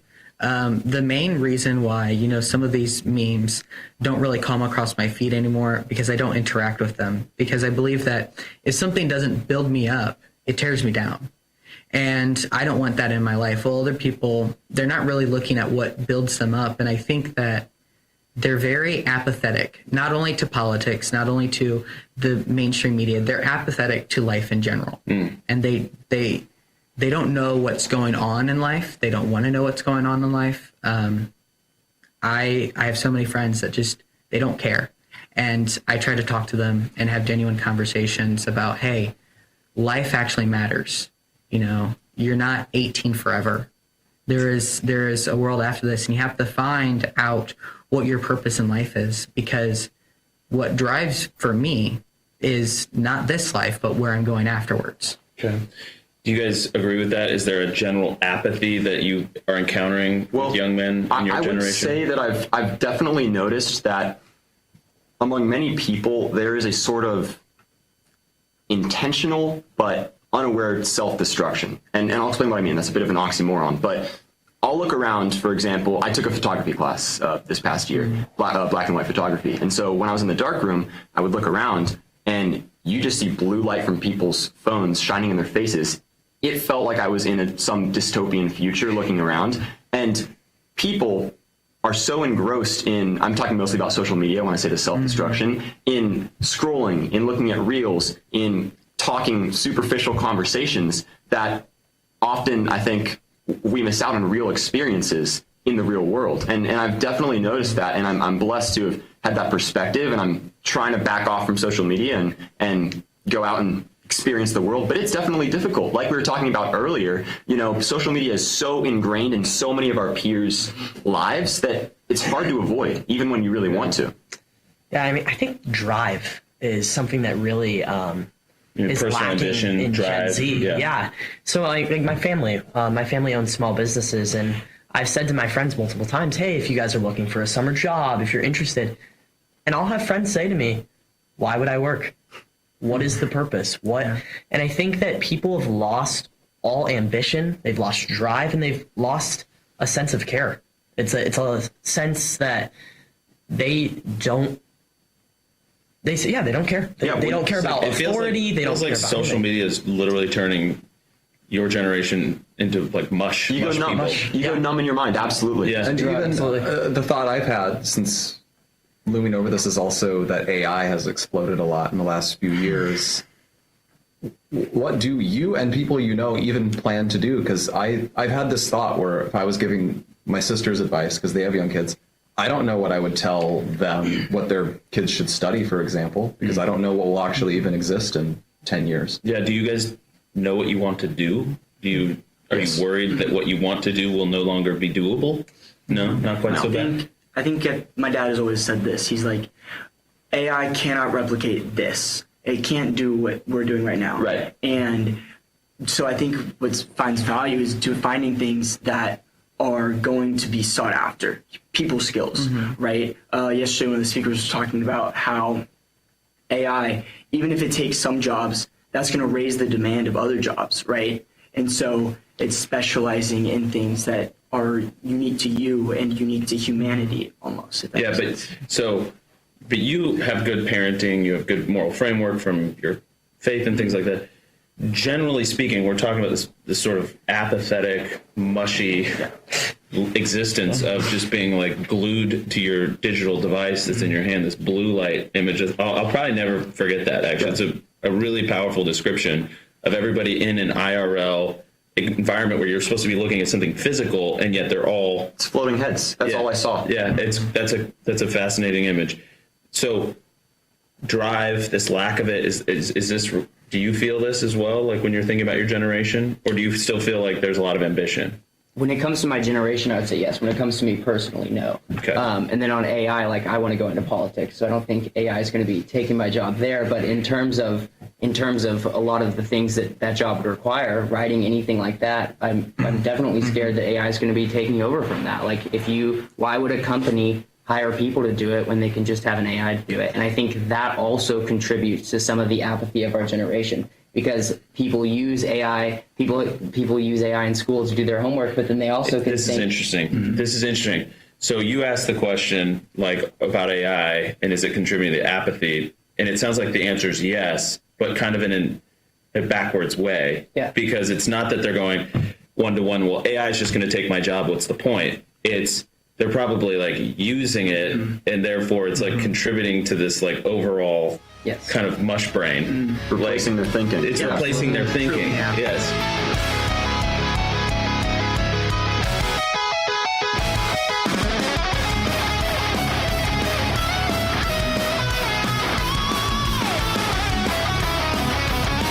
Getting hard is not the same thing as being turned on. That is why Blue Chew Gold was created.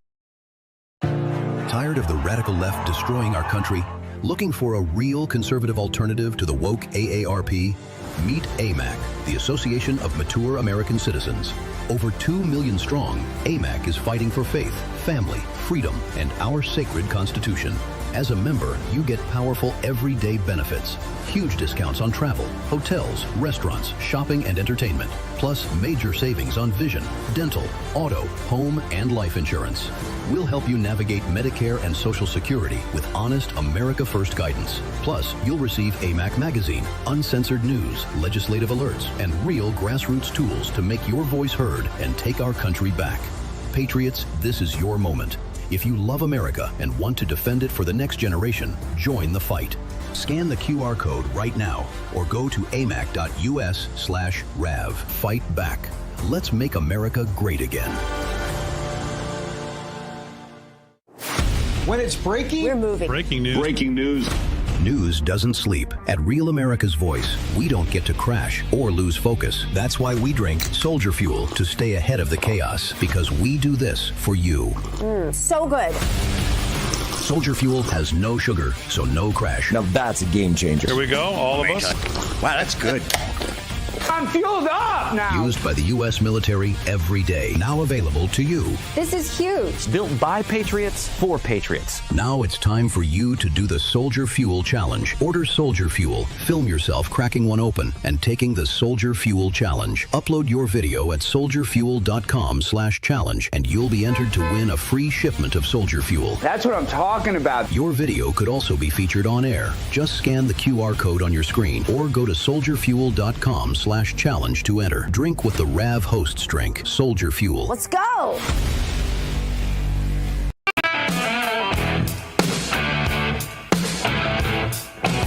All right, welcome back, everybody. It is the final segment of Hour 2, and we are with these Gen Z men, amazing, amazing students. By the way, I hope you guys are appreciating just the quality of people that Turning Point and our students and our chapter leaders that we have. And I was so impressed with them. I was so impressed with their answers and their insights. I hope you're getting a lot from this. We'll let them take it away and end the hour, end the week on a high note. Our Gen Z men right here.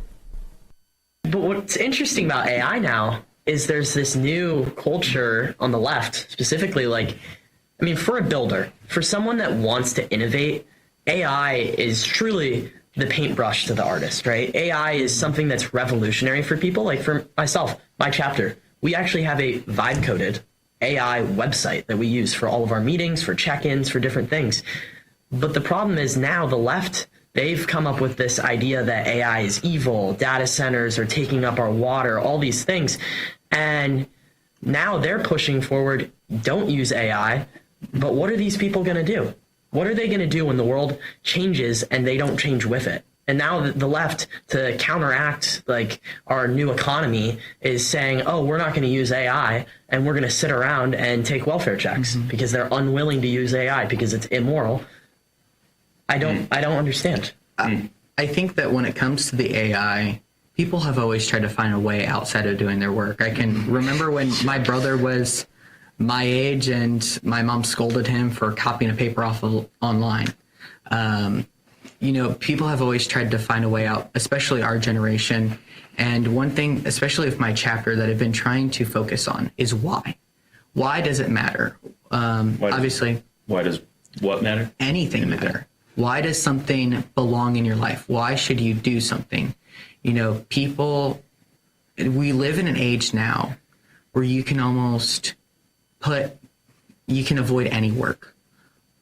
People use online gambling to try to make money. People use, they use AI to do their work. They think that that's how they're going to get in life is, pushing stuff off. But we live in an age where you have to have a why for something. And you have to explain that why, because when you actually enjoy something, when you know the purpose of it, you're not going to pass it off, but you're going to take responsibility for it. And you're going to do it with your heart. And that's what we need more of. So like in a broad way, just taking this, the why, because I'm fascinated from a communication standpoint, right? Like we do a daily show and we're explaining things, and I'm realizing in this conversation that I'm taking certain presumed baseline facts and assumptions.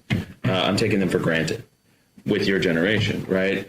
So if you were born in 2008, it's almost like, are you telling adults that you need to reestablish the why in almost everything? Like, why do we care that, housing's affordable? Or why do we care that, the socialists don't take over in New York and Southern California? Like, why is it worth getting out of bed?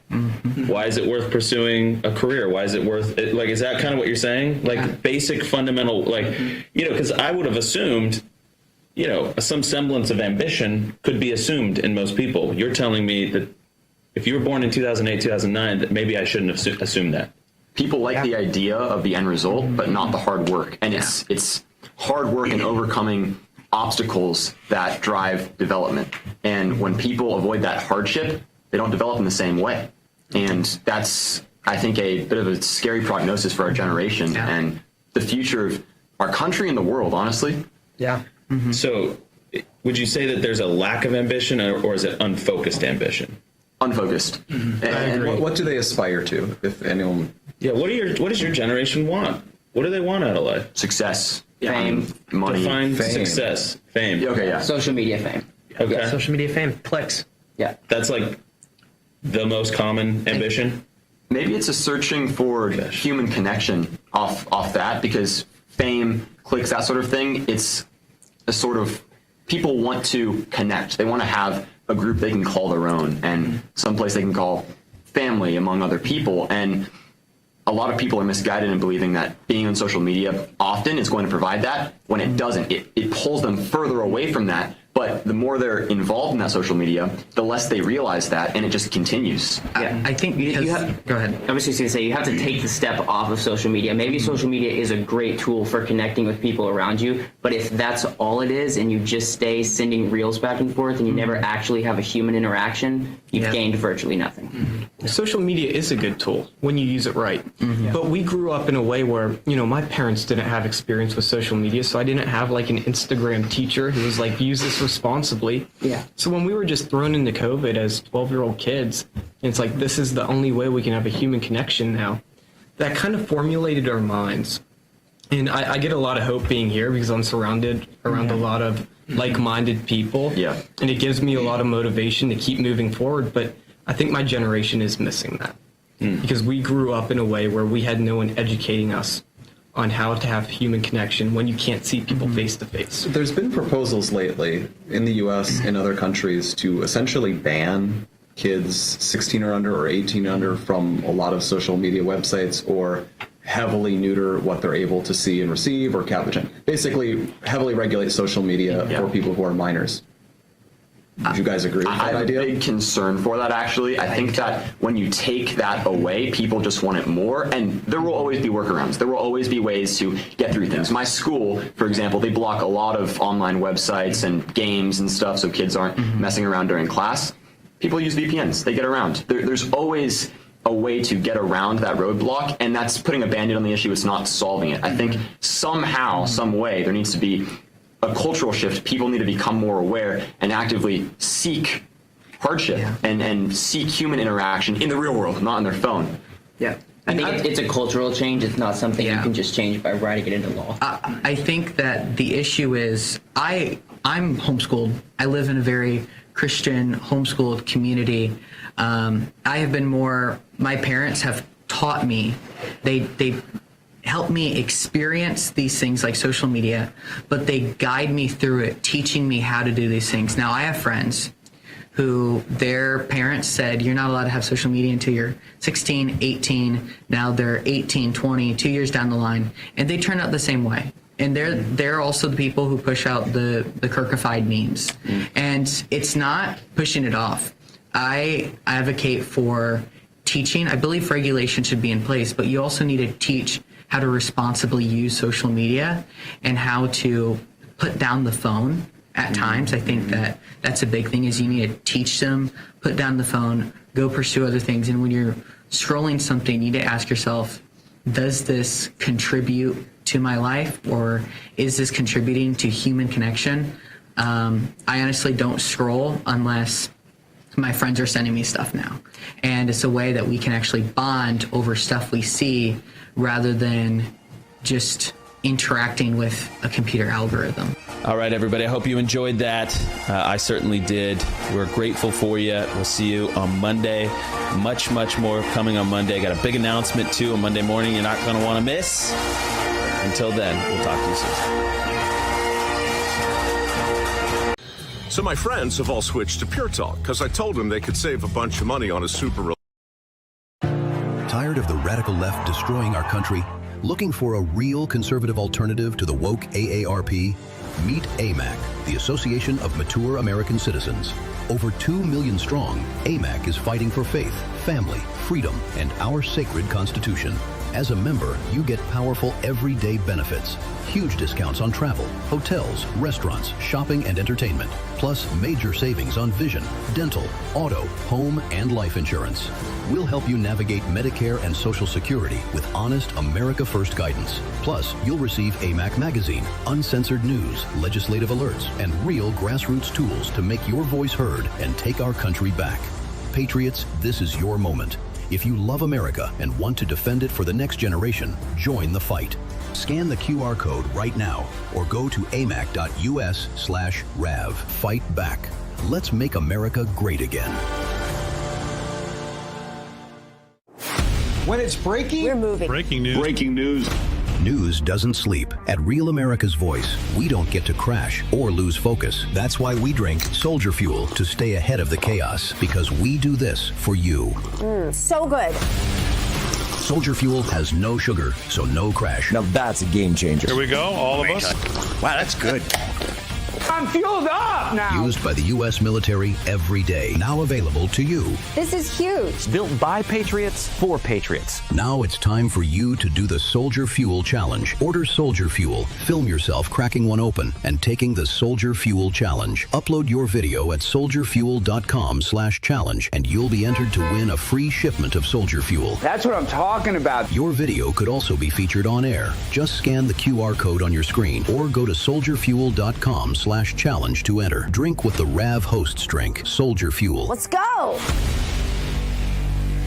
Of uncertainty. Everybody needs to pray for Charlie Kirk right now. RAV has stood strong.